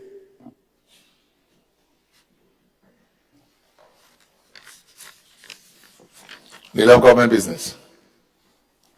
Mr. Speaker, I beg to move that the House resolves itself into a committee of the whole House to consider the bill clause by clause. Thank you.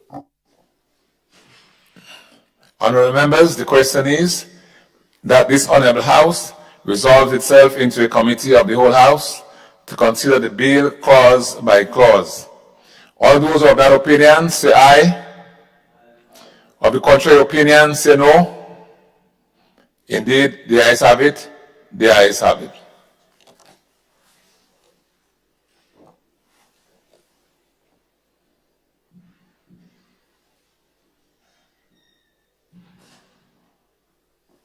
This Honorable House is now in committee.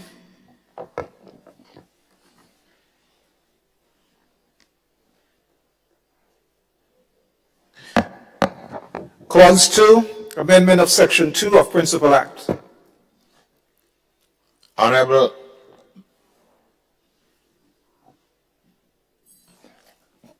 members, just repeat, Mr. Clerk. I cannot lose track. Clause 2, amendment of Section 2 of Principal Act. Clause 2, honorable members, the question is that Clause 2, amendment of the Principal Act, form part of the bill. All those of that opinion say aye. All those of that opinion say aye. Of the contrary opinion say no. The ayes have it. Indeed, the ayes have it. Clause 3, amendment of Section 56 of Principal Act. Honorable members, the question is that Clause 3, Amendment 56, forms part of the Principal Act. All those of that opinion say aye. Of the contrary opinion say no. The ayes have it. I think the ayes have it. Clause 4, amendment of Section 64 of Principal Act. Honorable members, the question is that Clause 4, amendment of Section 64 of the Principal Act, forms part of the bill. All those of that opinion say aye. All those of the contrary view say no. The ayes have it. Indeed, the ayes have it. Clause 1, short title and commencement. Honorable members, the question is Clause 1, short title and commencement, forms part of the bill. All those of that opinion say aye. All those of that opinion say aye. Of the contrary opinion say no. The ayes have it. Indeed, the ayes have it.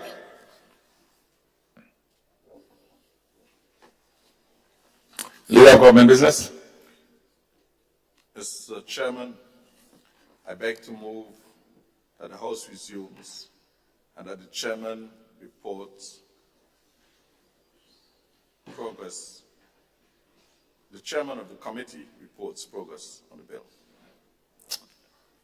Honorable members, the question is that the House resumes and the Chairman of the committee reports progress on the bill. As many have that opinion, say aye. Aye. Of the contrary opinion, say no. The ayes have it. Indeed, the ayes have it.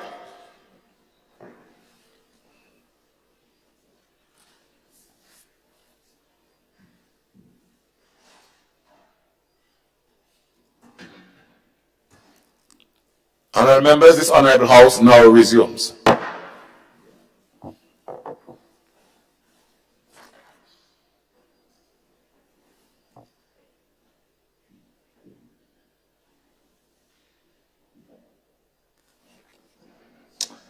Honorable members, I have to report that the bill was considered by a committee of the whole House and passed without amendment.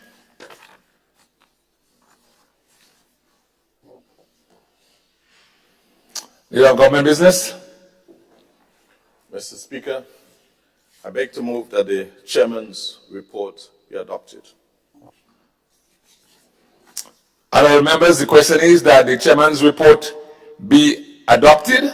As many as have that opinion say aye. Or the contrary opinion say no. Indeed, the ayes have it. The ayes have it. Leader of Government Business. Mr. Speaker, I beg to move the third reading of the bill.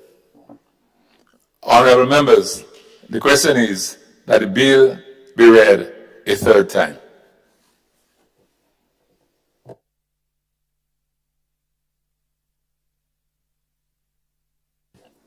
Honorable members, the question is that the bill be read a third time and passed. As many as have that opinion say aye. Of the contrary opinion, say no. Indeed, the ayes have it. The ayes have it. A bill for an act shortly entitled National Insurance Amendment Bill 2023.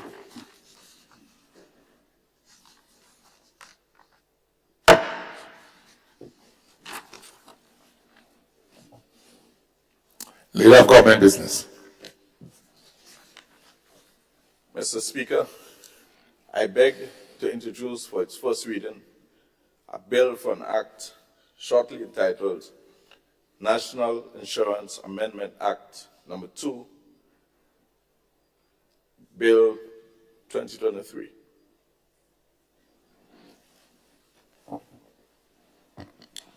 The bill is seeks to amend the National Insurance Cap 205 to increase the pensionable age with consequential amendments to related legislation shortly entitled National Insurance Amendment Number 2, Bill 2023.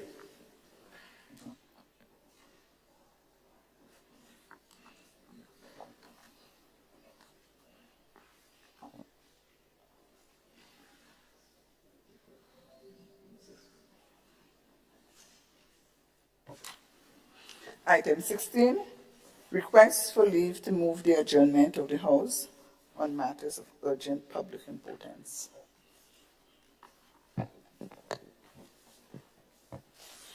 Honorable MP for St. Andrew Norris. Thank you, Mr. Speaker. Mr. Speaker, I rise to provide some clarity on the new Imani program that the Honorable Member for St. George Northeast reported on earlier this morning, Mr. Speaker.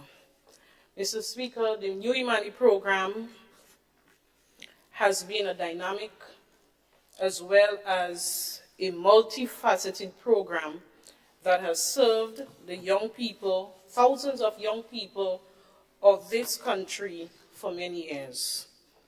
Of course, it had its challenges because we are dealing with human beings and a system that will never be perfect.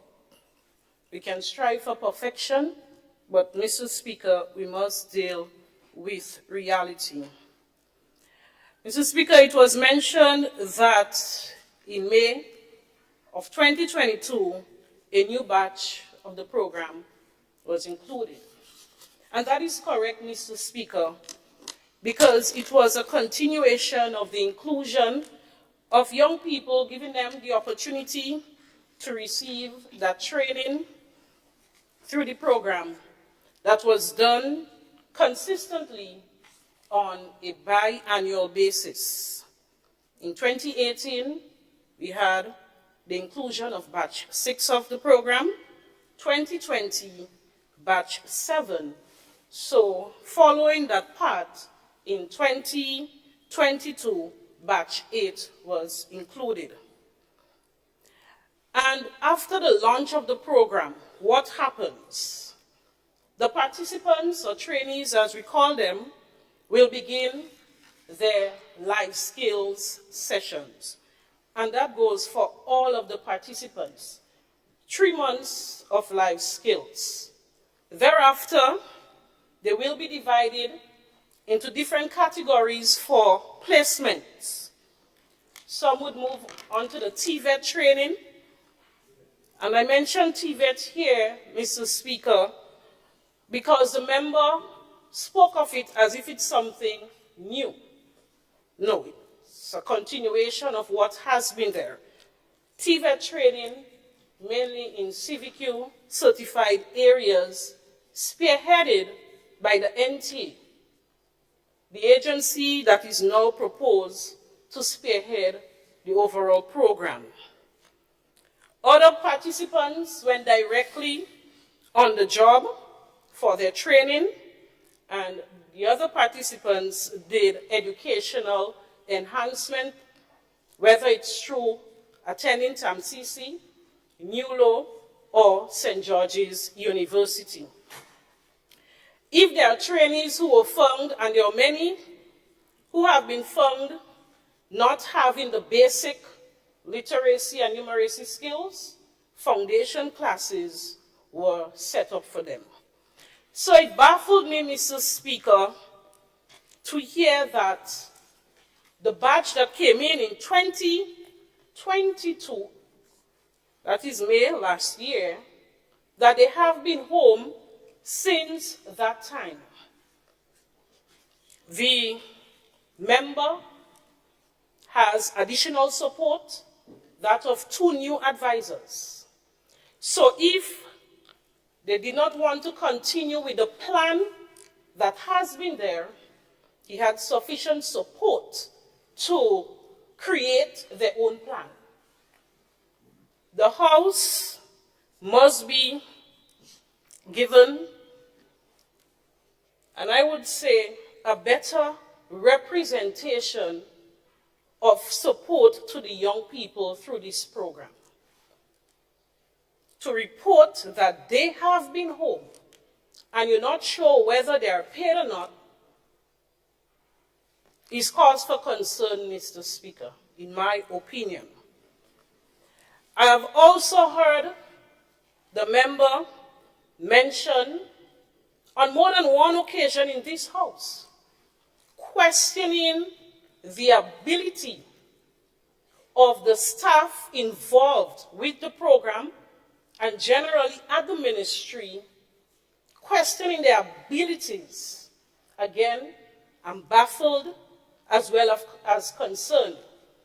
Many of the staff members, highly qualified, and I can speak to the program manager at the time, masters in international business from St. George's University, plus years of experience in leading or managing youth programs.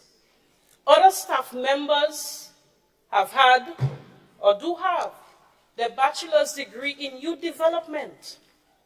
So, Mr. Speaker, you are speaking about people who are leading and managing a program, highly qualified, much more than those who are today setting the policies and leading and managing this program. I expected the member to give us an update as to what is currently happening. It was originally mentioned NTA will take over. It's almost 1 year later, and we're hearing the same thing. We need better accountability for this program, Mr. Speaker. Also, in terms of the transition that the member spoke about, transition is a continuous process and has been transitioning from the program into permanent establishments. That has been always there. If it's continued, that is good for the young people. That's the ultimate goal of the program.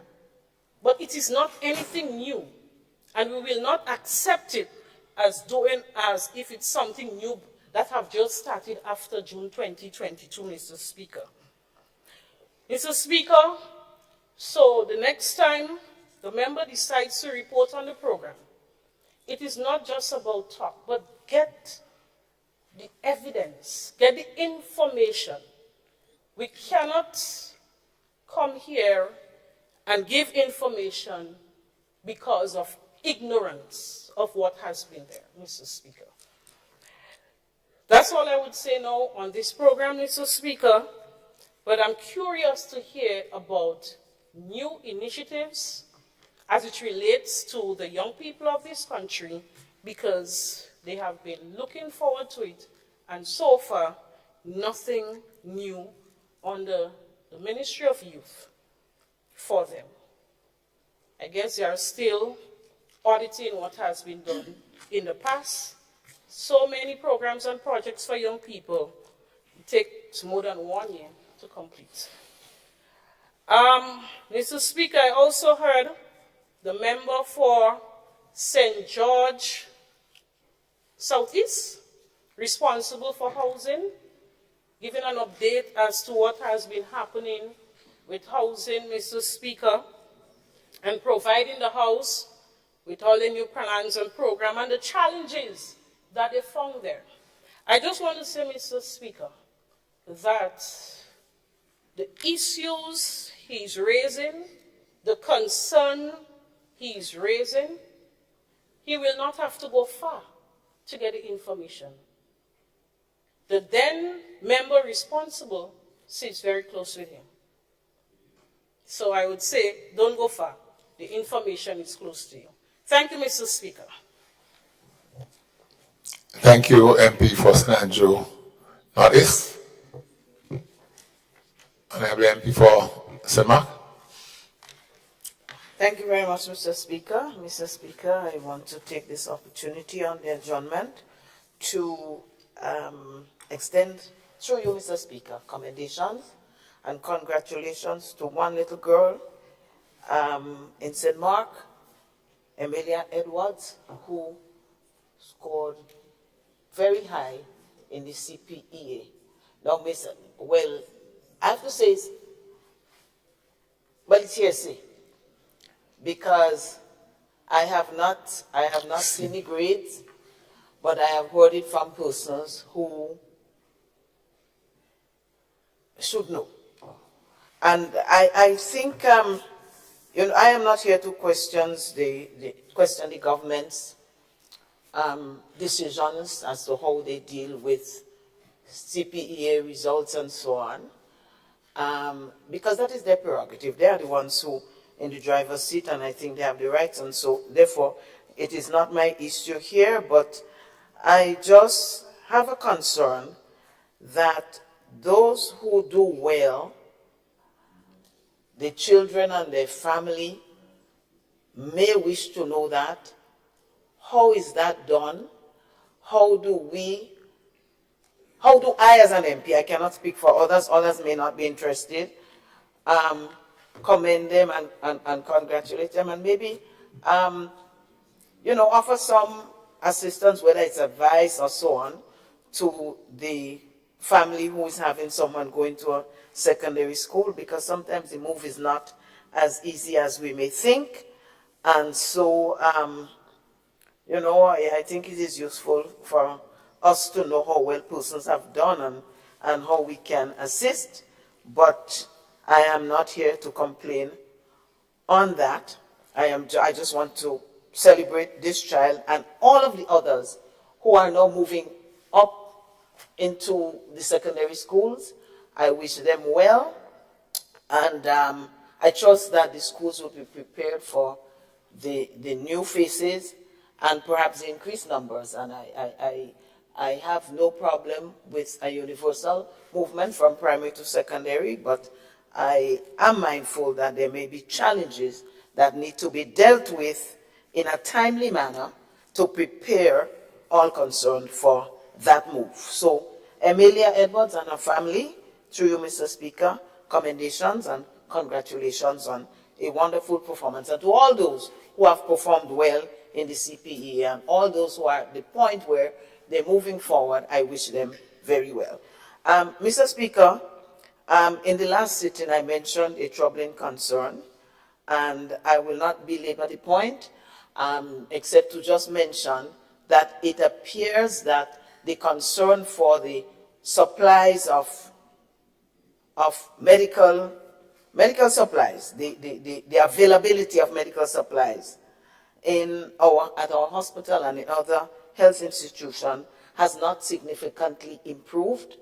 In fact, and again it's hearsay from persons who have gone there to access certain things that are not available. And, you know, I have concerns about that. I just want to beg our Prime Minister and our honorable members on the other side who are in government to ensure that measures are taken to improve it, and also to let us know, to let the situation be known to us, and it may have been remedied, and I don't know. I just want to be able to celebrate that we have improved on the supply, medical supplies, on the availability of medical supplies at especially our hospitals. our 3 hospitals, but in particular General, which serves all the different areas in the Tri-Island state.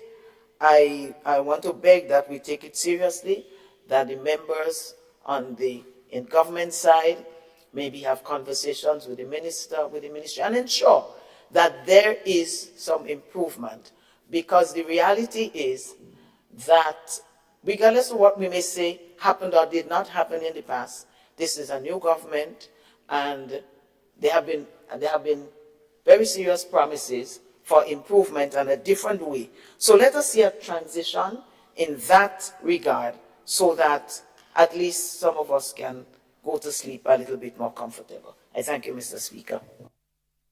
All right, thank you, Honorable MP for St. Mark, for sharing your concerns and, of course, commending the outstanding student from your constituency. I now notice the light of the Honorable MP for St.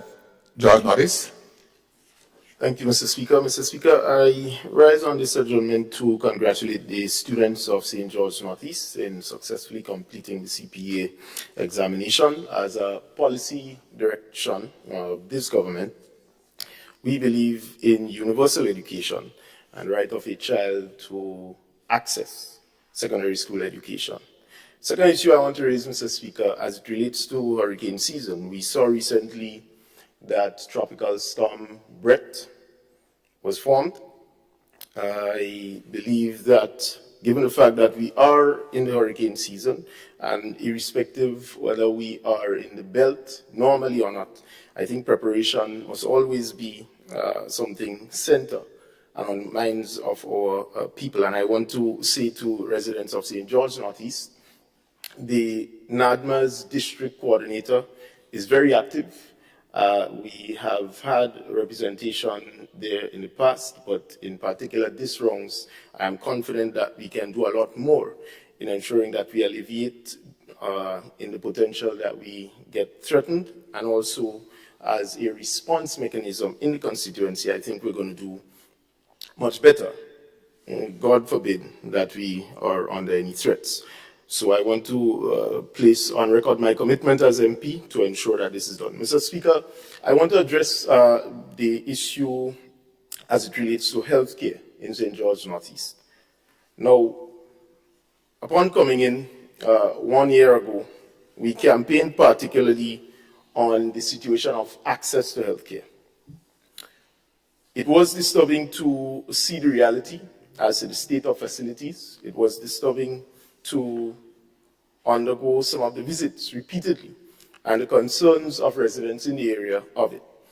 But I can report that we have completed one of the medical stations. We are now preparing to complete the second out of 3, and we have secured support by the way of refrigerators.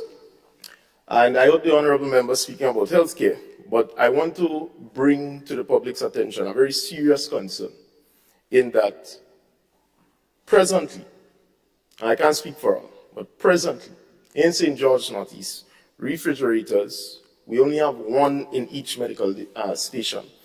And the same fridge that holds a drink is housing medication and other aspects. Mr. Speaker, I am pleased to report that we have been able to secure 3 refrigerators for each of the medical stations, which we can begin the separation of that problem in St. George Northeast.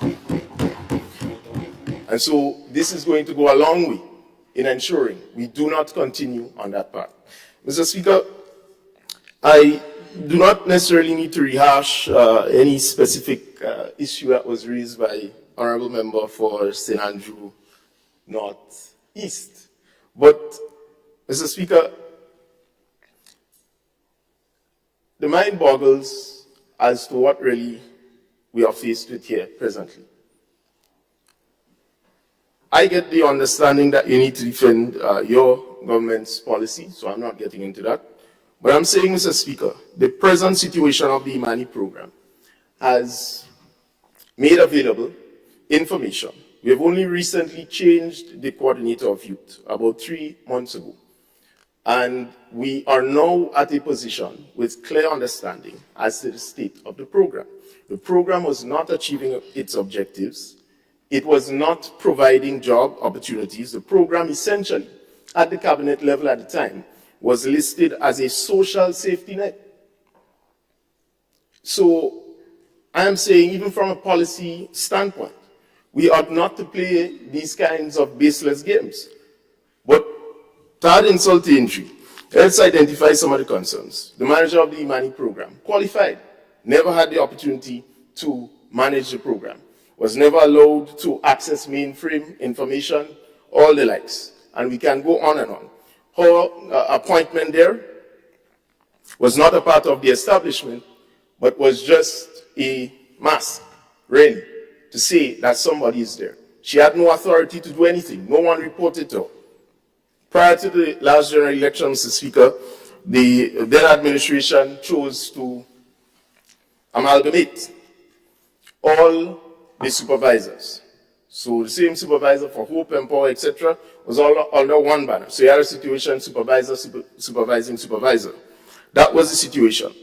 I want to add some clarity, Mr. Speaker, to this fallacy that has been espoused on radio stations throughout the country, particularly promoting the opposition's agenda.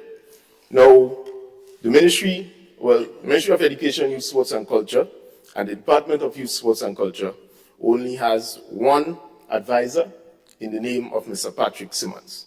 Only one. I am not going to engage in any bickering and we wouldn't bring the house to that disrepute. But I'm saying, if we are discussing the future of the program, which I hope we are, we must acknowledge that we had to do an assessment as where the program was and where we are going to take it.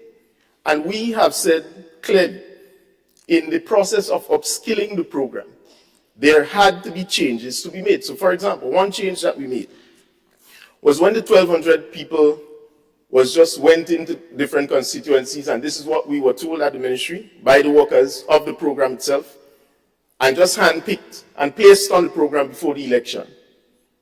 Some of them did not have the proper requirement to join the program at that level. They needed something else before they could go on the program. So no preparations were made in dealing with that. The vacuum this then created was to say that you ended up with about 1,200 people that you had to look after, but the program itself did not have the question of availability of jobs in the first instance. So you was not in a position to exit and transition the current group of people, but you went and you just added some more, created the burden, and now is of, I don't know how we can judge to say that the program was achieving whatever objective. The fact of the matter is, Mr. Speaker, this program was not transitioning young people to permanent employment, which is what we want to fix. Mr. Speaker, I can go on and on with this. And just to end, all right, I won't get into the details. We recently had to have a meeting concerning the future of the garment factory. And it is a clear indication, in my view, that the former administration has to get serious and tell the young people what they were doing, how they were using them, and stop engaging in this petty political banter over these issues. Youth development, Mr. Speaker, in our view, is not guided or should not be guided by political use of young people in political programs that are not achieving their personal objectives. So we must be careful with that. So when we talk about youth, you say have the facts. Well, we have the facts. And we're going to be releasing the report on the Imani program to the public once we complete every single detail, so that the public will see, signed by the minister, signed by the PS, what the findings report. So let us not go down that road and engage in petty political exchanges. I think we have to be serious. These are different times. We have seen generational change in leadership, and therefore we must fall in line with that direction. I believe, Mr. Speaker, that as young people, our contribution to this is to challenge what was not working, and is to ensure that as we go forward in future, those aspects that did not work, that we fix and correct them and improve our dexterity to be able to deal with some of the problems that we may face in the future. That is how I see it, and that's the philosophy that I want to carry as long as I serve in this honorable house for the people of St. George Northeast. Thank you. Thank you, Honorable MP for St. George Northeast. And I see the lights of Honorable MP for St. Andrew Southeast. Thank you, Mr. Speaker. Mr. Speaker, I rise again this morning to continue a conversation that started in this House, and that is to do with universal education. I've heard at least 3 persons mention it this morning. A lot has been said, Mr. Speaker, over the past few weeks about whether people should be named, whether scores should be attached, whether everybody should go or should not go. As a matter of fact, the point that was made, or the statement made by my colleague, Honorable MP for St. Mark's, and then I don't remember which of, member for St. George's Northeast would have gone on to congratulate individuals. I am sitting there, Mr. Speaker, and I'm thinking I want to congratulate too. But then again, we defeated the whole purpose of where we are, what we are trying to do, Mr. Speaker, which brings me to the point that we have to be always so careful about how we do what we do, because everybody around this table can start listing some names of people who we would want to congratulate. And my dear colleague, when she said it, I thought, you know, maybe I should congratulate somebody too, and I would really love. But Mr. Speaker, then I start thinking, you know, who calculated the score, who got the score, where they got it from. And again, Mr. Speaker, I make the point, we have to be so careful about how we do what we do in relation to this subject because, Mr. Speaker, and I didn't make the point when I spoke about a child is a child, because one of the things that happens, sometimes we're not able to measure, is the damage done to children in the process. So when I see myself as a stepchild or this child or half-child, whatever I see myself as, it may be difficult to measure what effect that has on me for the rest of my life as on an individual, and I'm using just an example. It is the same way, Mr. Speaker, as she said, if this child is not able to celebrate, or this one is able to celebrate, right? And then another child might be asking, well, how much did I come? How did she know how much she came? Mr. Speaker, we want to avoid this. And we want to avoid it not in relation to they are well in place, because I'm sure they're speaking from a point of knowledge. So they may have gotten some scores reliably from some place, right? And they can speak to that. But the fact that everybody doesn't have it, and the way that it was done, Mr. Speaker, that is where I believe we want to be extremely careful. So my view on this, and I'll be very straightforward and blunt about this, I have absolutely no issue, and I don't think anybody in Grenada should have an issue with universal education. Children having access. As a matter of fact, if we say access to secondary school, I still don't have an issue. And I don't think we would find anybody in this room who might have an issue. Mr. Speaker, it is the how, it is the when, the timing, Mr. Speaker. And what are those things that should be done before certain things are done that makes it a challenge and makes it a difficulty? And which is why we have this perfect example on both sides of the house this morning that points to exactly what we are talking about. So I've heard some very dismissive statements made over the last few weeks. Parents who express concerns, relatives who express some concerns, teachers who express concerns. And Mr. Speaker, that does not help. That further compounds the problem, because what we ought to be doing is addressing the issue in a way that the doubts, the question that my colleague MP just raised, the question, the doubts, is no longer there. And so, Mr. Speaker, I want to say this, that my major concern with this is the how it was done, the effect it is likely to have on children who are anxiously for months looking forward to the results and their placement, and a few days before, they were told, no, it's not going to happen, right? So I'll rest on this. But I want to just make the point, because I heard MP for St. George's Northeast made the point that children have access, right? And this is great.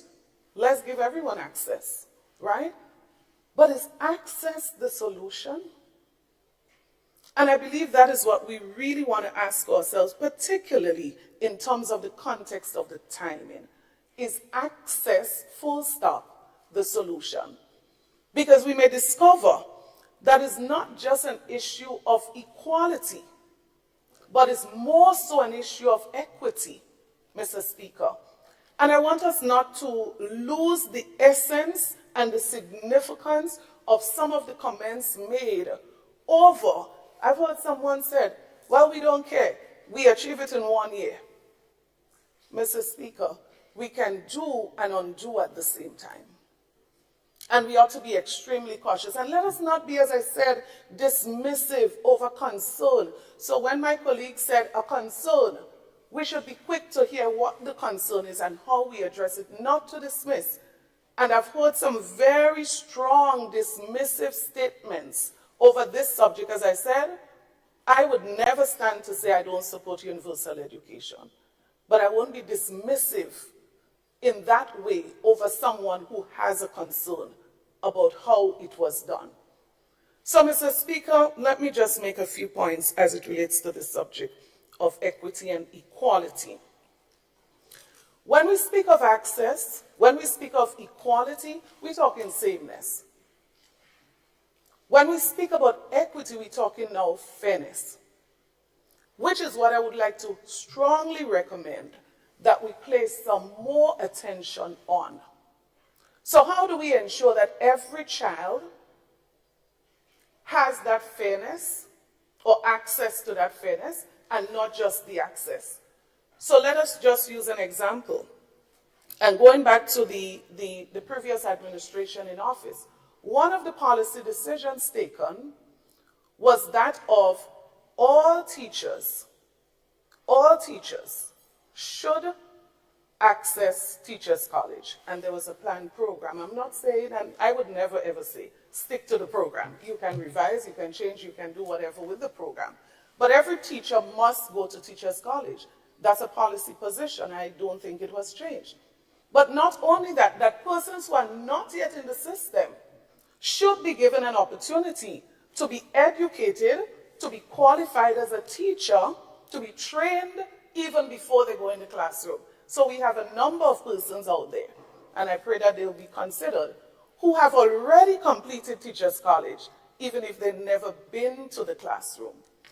And these things are so important, Mr. Speaker. For example, if everyone is going to have access, then differentiated learning becomes extremely important.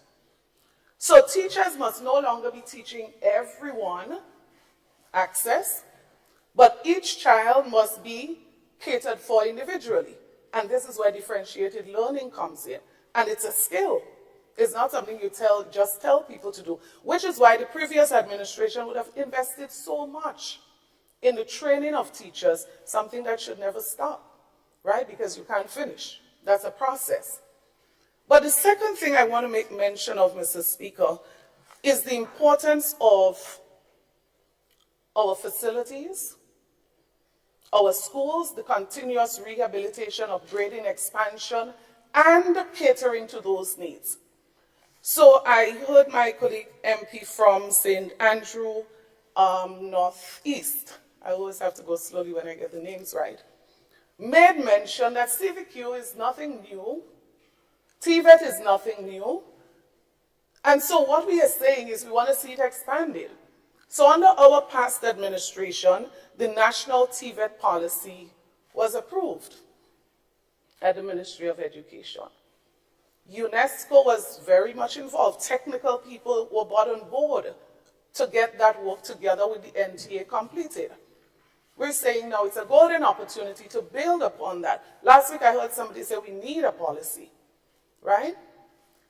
The other thing that's critical to that, Mr. Speaker, is not just having the policy, but providing the access. So for example, when you talk about a new school, and we can take Grenada Christian Academy as an example. So Speaker, before we left office, work was done in terms of preparation for the start of construction of that school.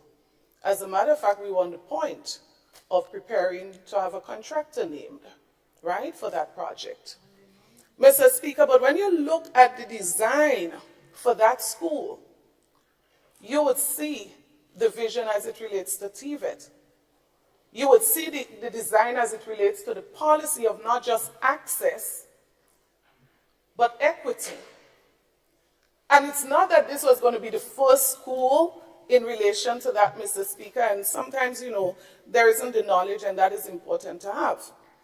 But, Mr. Speaker, in a number of schools around Grenada, in June of 2022, students were indeed, as you would recall, students were actually doing CVQs in school. So again, I heard recently, we must start CVQ in schools. And we should do general construction because we do need masons and carpenters and so on. Of course we do, and we need a lot more. Let's expand. But right here in Grenada, students were doing CVQ in general construction. Students were also doing CVQ in furniture making, Mr. Speaker. And so the point is, let us now look at how, not be dismissive, but let us look at how we can build upon. Let us look at how we can use what is there to get the maximum, because I believe for all of us, we want a better education system. Mr. Speaker, but if you allow me 1 minute to just say this. The policy position then was that students who did not meet the requirement, while you build all of those infrastructural support systems, while you get e-books that students can go at their own pace, differentiated learning, that the fast one can go, the slow one can do their work and to continue. Mr. Speaker, while all of this was happening, Mr. Speaker, it's important to note that we cannot just stop there, but we have to look at what do we do to go to the next level, the next step. And that is what I want to encourage us to do. For example, Ms. Gertrude Niles, I can't help but name her, National Coordinator for Literacy. These students were actually taken, those who did not meet the grade, the pass mark, and their teachers were working with them on a program. Teachers were paid a stipend in most cases, retired teachers as well. And these students in 2021 is a good example. They were worked with weekends, holidays, summer vacation. And if you look, you would see many of them improve their performance within the year and were then able to move on to secondary school. Mr. Speaker, whatever we do, however we do it, I just want to remind us to consider not just equality, but equity, not just access, but individuals who may have emotional, psychological, other issues that we have to look at the whole person and how a particular decision, how it is done, can affect them. Thank you. Thank you, Honorable MP, for St. Andrews Southeast. Am I seeing the light of the MP for CARICOM? Go ahead. Thank you, Mr. Speaker. You know, Mr. Speaker, it's amazing. It's amazing when the shoes is on the other foot. You hear the complaints. And I hear the word dismissive and not listening and all that. And I recall a situation in CARICOM at Mount Pleasant Government School when some decision was made. And some people were very dismissive, and some people did not want to listen. But it's just amazing. I just thought I should just put that there. But it would be remiss of me, Mr. Speaker, if I did not stand here today once again to thank the people of CARICOM and Petit Martinique. Mr. Speaker, 1 year, or 3 days from now, Friday, will mark 1 year.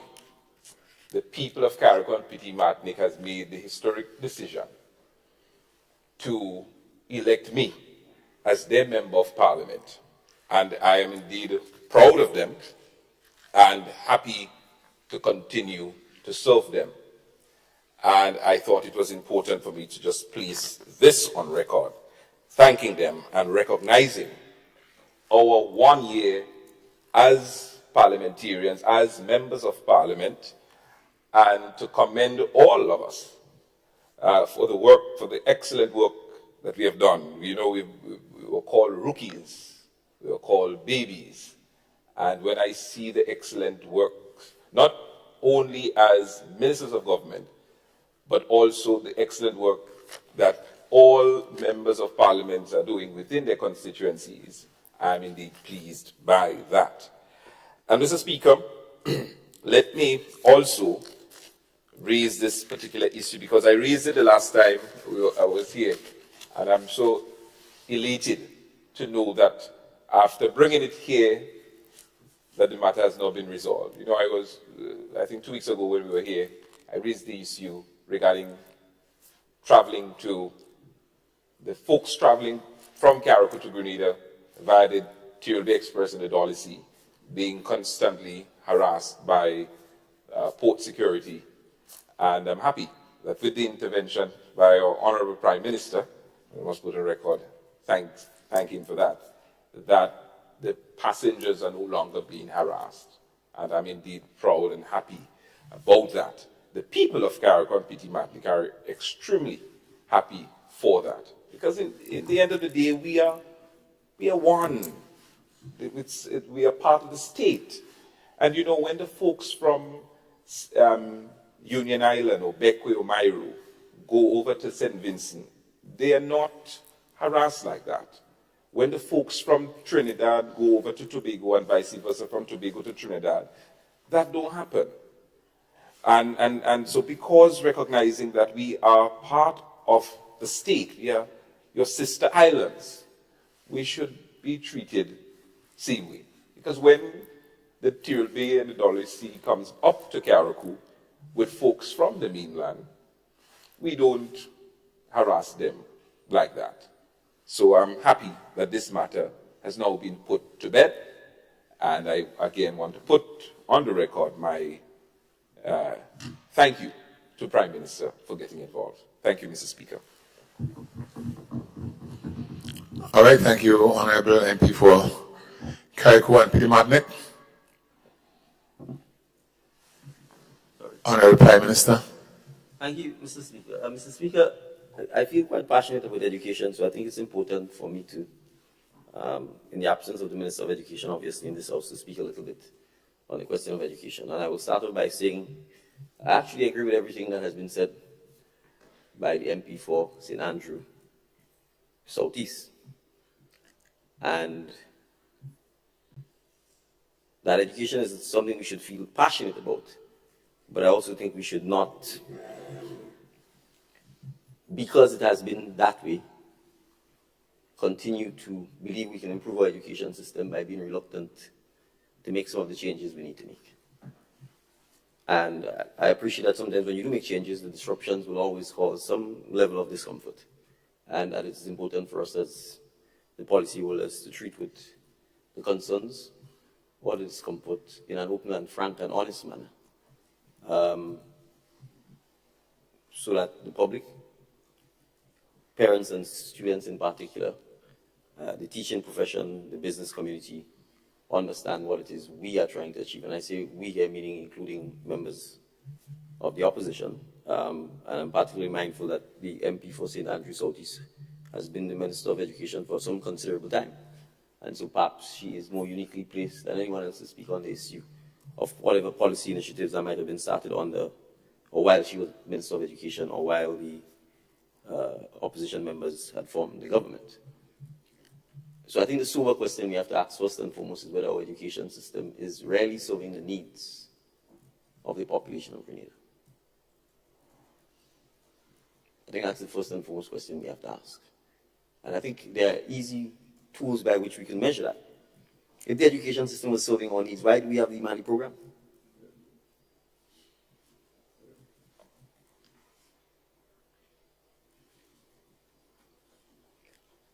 And the millions of dollars we pump into the Imani program, if we, from a policy perspective, had pumped those funds into the education system, would we have the need? Because let's face it, the Imani program is essentially a remedial program. We talk about life skills. I don't think at 12, 13, or 14 you get into the Imani program. I'm subject to correction. What age do you get into the Imani program? At 18. Okay. So if you wait till 18 to teach your children life skills, what's the point of the last 18 years? In fact, I would have taught the life skills in some instances are more important during the first 18 years than thereafter. So when we talk, and I say this because I sometimes get the impression that whenever we talk about something, somehow it's been viewed as if we're saying something is new. Of course it's not new. CVQ is not new. TVET is not new. The NTA, we met all of these things there. And we're accepting that they need to be strengthened, expanded, encouraged, frankly, given more prominence than the relentless pursuit of academic certification. And I'm saying that has to be a fundamental shift that starts at primary school, not secondary school. So when we talk about access to education, and access to even secondary, I'm using secondary here simply as far as I view, Mr. Speaker, as when you start becoming a teenager. It is not just academic access. It may very well mean going in a TVET type arrangement almost exclusively. And we have to be able to say as a nation, that's fine. We support that, we encourage that, and give our students who want to pursue that type of education the same prominence, the same accolades as someone who wants to pursue the traditional academic type routes. And so when we talk about equity, yes, because we also want them to know that the result of that equity would be the ability to get employment and to be deployed in the economy without feeling that you're a second-class citizen. So I'm saying, where's the accolades of the furniture maker, the mason, the plumber, the electrician? Where historically, and this has nothing to do with the opposition, I'm saying this is us as a society, where historically have we created in our post-independent period an education system that held up these people? We have not. And so the question of access and equity and the broader context of what kind of education system we have means oftentimes, respectfully, the people who are in control of the education system themselves resist the change.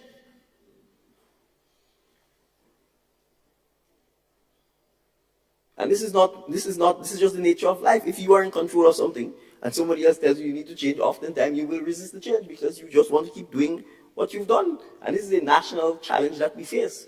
Our principals, our teachers, our parents, our students, we as a society have to ask ourselves, if we keep churning out hundreds of students who then need remedial literacy classes, remedial math classes, and we can talk about that. I don't think the former Minister of Education and current MP could have been satisfied with our pass rates in math and literacy. And I'm using very basic terms. I'm not even calling it mathematics and whatever. Math and literacy. And we've had some policy initiatives that have failed us.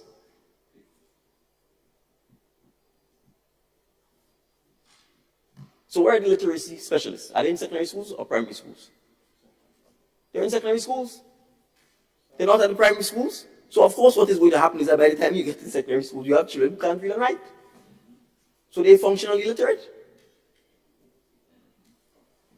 And so, Mr. Speaker, I'm saying this is something that we have to talk about openly as a nation. This is not about casting blame on the opposition. This is not casting blame on us. I'm saying as a country, as a nation, we have valued, cherished, encouraged one type of education system. One based purely on this excessive obsession with CXC, certification, and these grades. And we've obsessed over it, and what has it produced? I'll tell you what it has produced, Mr. Speaker. The Minister of Labour will tell you that we are signing certificates for work permits en masse for construction workers.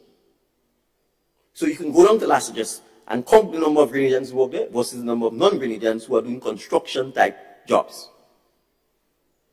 That's the reality. We can go to Spice Basket in St. George's Northeast, which has been renovated by one of the call centers which have expanded from St. Andrew. They are importing carpenters. When I acted as the Minister for Labour, because the Honourable Minister was outside and I saw the work permits, I actually blinked a couple of times to make sure that I wasn't imagining this. That is what is happening. That is the end result. We can go to all the marine yards. Other than having our people work as helpers who pick up, sing, and drop stuff here, all of the skilled technicians are imported. So I am saying, Mr. Speaker, our education system has to be fundamentally revamped. And frankly, we do not have the time. And so, yes, some of the decisions are going to have to be made quickly and they are going to have to be implemented. Our children will continue to get left behind. I can go further, Mr. Speaker. What is the percentage that tourism contributes to our GDP? Everybody accepts it is the single biggest driver of the economy. And look at our education system. We pay lip service to it. There's no culinary school on the island. There really is no service school on the island. New and Son obviously have done their best and have tried. TAMCC to some extent. But if you just take the total number of persons who work in the tourism industry, you will see that our education system, again, makes no reference to that. And worse yet, Mr. Speaker, if it does, it is always the low-end jobs that our people get. So they are not part of the supply chain. They don't own the dive shops. You have dive shops in CARICOM. Is any Grenadian operating a dive shop in CARICOM? No.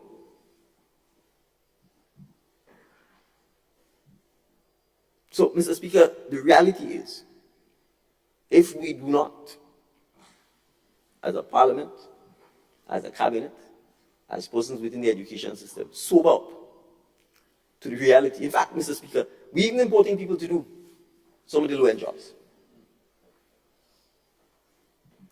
People don't want to accept that. There are Grenadians hiring Filipinos to do domestic work and getting work permits right in Grenada.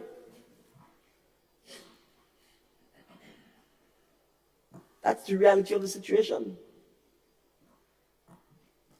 And then it's compounded by, and the Minister of Education will tell you that, because we encourage this fascination with grades and certification and brand name school versus non-brand name school. What have we created, Mr. Speaker? We've created a situation where some schools are overcrowded and some are underpopulated. We have to tell the truth. Your child is at a disadvantage if they're in a class with 60 students or 50 students or 40 students compared with 20. So why would we have schools? And Mr. Speaker, I'm not casting this on any. I am saying we face this reality now. And I hope the MP for Petit Martinique and CARICOM would allow me to say this. In the current allocation, Mr. Speaker, we have a situation where Bishop's College, a brand new school, is built. It has how many? 28 students?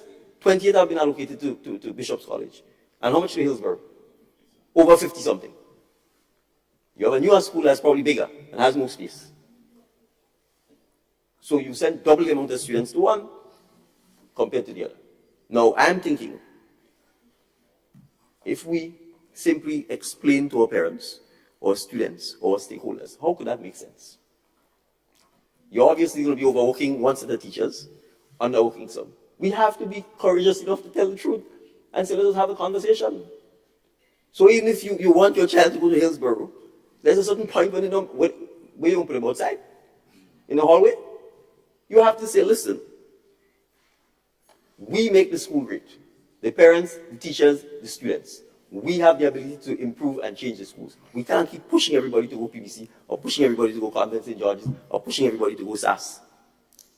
Because the schools will be overcrowded, the teachers will be stressed, our schools are not air conditioned, the place is hot, you can go on and on and on. So we have to get to the point where we say, the equity requires us to make all our schools good. All our schools great. And we cannot do so if we have a system where we're trying to squeeze people into a particular school because of the historical brand name associated with it. Many of which is artificial. And I will give the perfect example of my alma mater. Of course it's a great school. But why did it perform academically well? Because if 50 boys pass common entrance or CPA, 40 of them goes to PBC. That's all. In those days, it was a more or less single stream school. 1 Form 1, 1 Form 2, 1 Form 3. Now it's double and triple stream. So you can do well in St. David's Secondary School. It's probably cheaper. You don't have to take the bus. So I'm saying the issue of education, Mr. Speaker, is something that as a country, we have to have a national debate upon. We have to examine what has happened in the last 50 years. What we've been very good at, let us keep it, enhance it, and improve it. The parts of it that needs changing, as the Jamaicans would say, dash it away. And I therefore welcome the comments by the former Minister of Education and the MP for St. Andrews South East, and I will encourage her, whether it's to write, whether it's to speak, whether it's to advocate, so that we could have the benefit of experience and some of the policy initiatives, so that we could actually make and be proud of the education system 10, 15 years from now. Because as it stands, Mr. Speaker, I am being honest, I don't know that in the round, we could say that our education system is doing what we want or expect of it. And there's rapid changes taking place, which our teachers and so on need to grapple with. Rapid technology change, and I'll end on this note. I'm trying to remember if I graduated from primary school or whether when I left, we just went there. I honestly don't know. I suppose knowing most schools, you celebrate any achievement. So I'm going to assume, since my memory is failing me, that there was some form of graduation. But I attended my daughter's graduation yesterday. Right? I forgot actually that I was meant to give the charge to the students. So I just assumed I was there as a parent, and then I remembered. And so in the 5 or 10 minutes that I was waiting while the graduation was going on, I took out my phone, Mr. Speaker, and I went on to chat GPT. And if you don't know what that is, Mr. Speaker, I'll explain to you shortly. And I asked ChatGPT to give me a 3-minute speech to a graduating class of 11 to 12-year-olds. And it gave me the speech in a minute. Exactly 3 minutes. Then I said, I read it, I didn't like it. So I then said to it, give me an inspirational speech for a graduating class of, 11-year-olds. I got the speech back in a minute. I still didn't like it. So I then said, give me a funny speech. And I got the funny speech. And I went up and I delivered the speech that was written by ChatGPT. Now at that point, everybody laughed, everybody clapped. And I then said to the audience, I have a confession to make. And the confession is, I did not write the speech. My assistant did not write the speech. The press secretary did not write the speech. I in fact forgot that I was required to give this charge. And that the speech was written by artificial intelligence, the program known as ChatGPT. And as you can see, for the most part, you all like the speech. We clapped. The area that was meant to be funny was funny. So the question is, Mr. Speaker, I confessed. I admitted that. In the context of our education and in the context of artificial intelligence, when you give a child an assignment that says, go write a descriptive story about your parish, St. David, Mr. Speaker, ChatGPT can do that for you in 30 seconds on your phone, multiple versions of it. If you require to hand that assignment into your teacher, you think if you do not tell the teacher this is ChatGPT, that the teacher will know? That's the kind of challenge our education system faces. And I'm not pretending I know the answer to it. But that is the kind of power of the technology that we exist now. And it is not just descriptive, it will be the same for math, it will be the same for engineering, all of those things. It could even give you, if you tell it, write an election campaign for the National Democratic Congress for an election, it will write the campaign for you. It will tell you what you need to do. So the reality is, we are going through fundamental technological change at a pace that is unheralded, unforeseen. And our children have to grow up in that world. They have to grapple with that world. Our teachers have to grapple with that world. And so we have a lot of challenges ahead of us. And so it will take a national approach. It will take all of us consulting, being on board.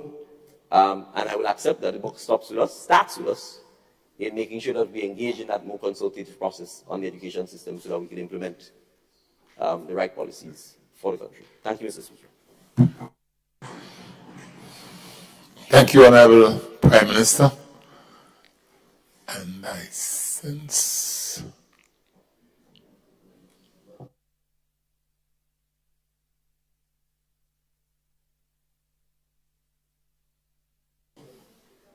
Leader of Government Business. Mr. Speaker, having heard everything, there's nothing more to add. I stand to move the adjournment of this Honorable House. Thank you. Honorable members, the question is that this Honorable House be adjourned. But before I take the vote, I just want, on behalf of the Senate House, to commend the media workers of Grenada. I just recall that they are celebrating Media Week. And the media is what we call them the fourth estate, but they play an important role in terms of letting the rest of the world know what happens in Parliament. So, on the behalf of all of us here in Parliament, I want to commend the folks in media, whatever form of media you happen to be. I want to commend you and to wish you well as you celebrate Media Week. The clerk and I had a session with them on the roles and function of Parliament and how media can be more effectively used as a bridge between Parliament and the people. So on behalf of the Parliament of Grenada, I wish to commend our media folks, the folks of MWAG, it is called, as they celebrate Media Week 2023. And with that said, I now take the vote. The question is that this Honorable House be adjourned, signed aye. All those who have that opinion say aye. Of the contrary opinion, say no. Indeed, the ayes have it. The ayes have it. This Honorable House now stands adjourned, signed aye.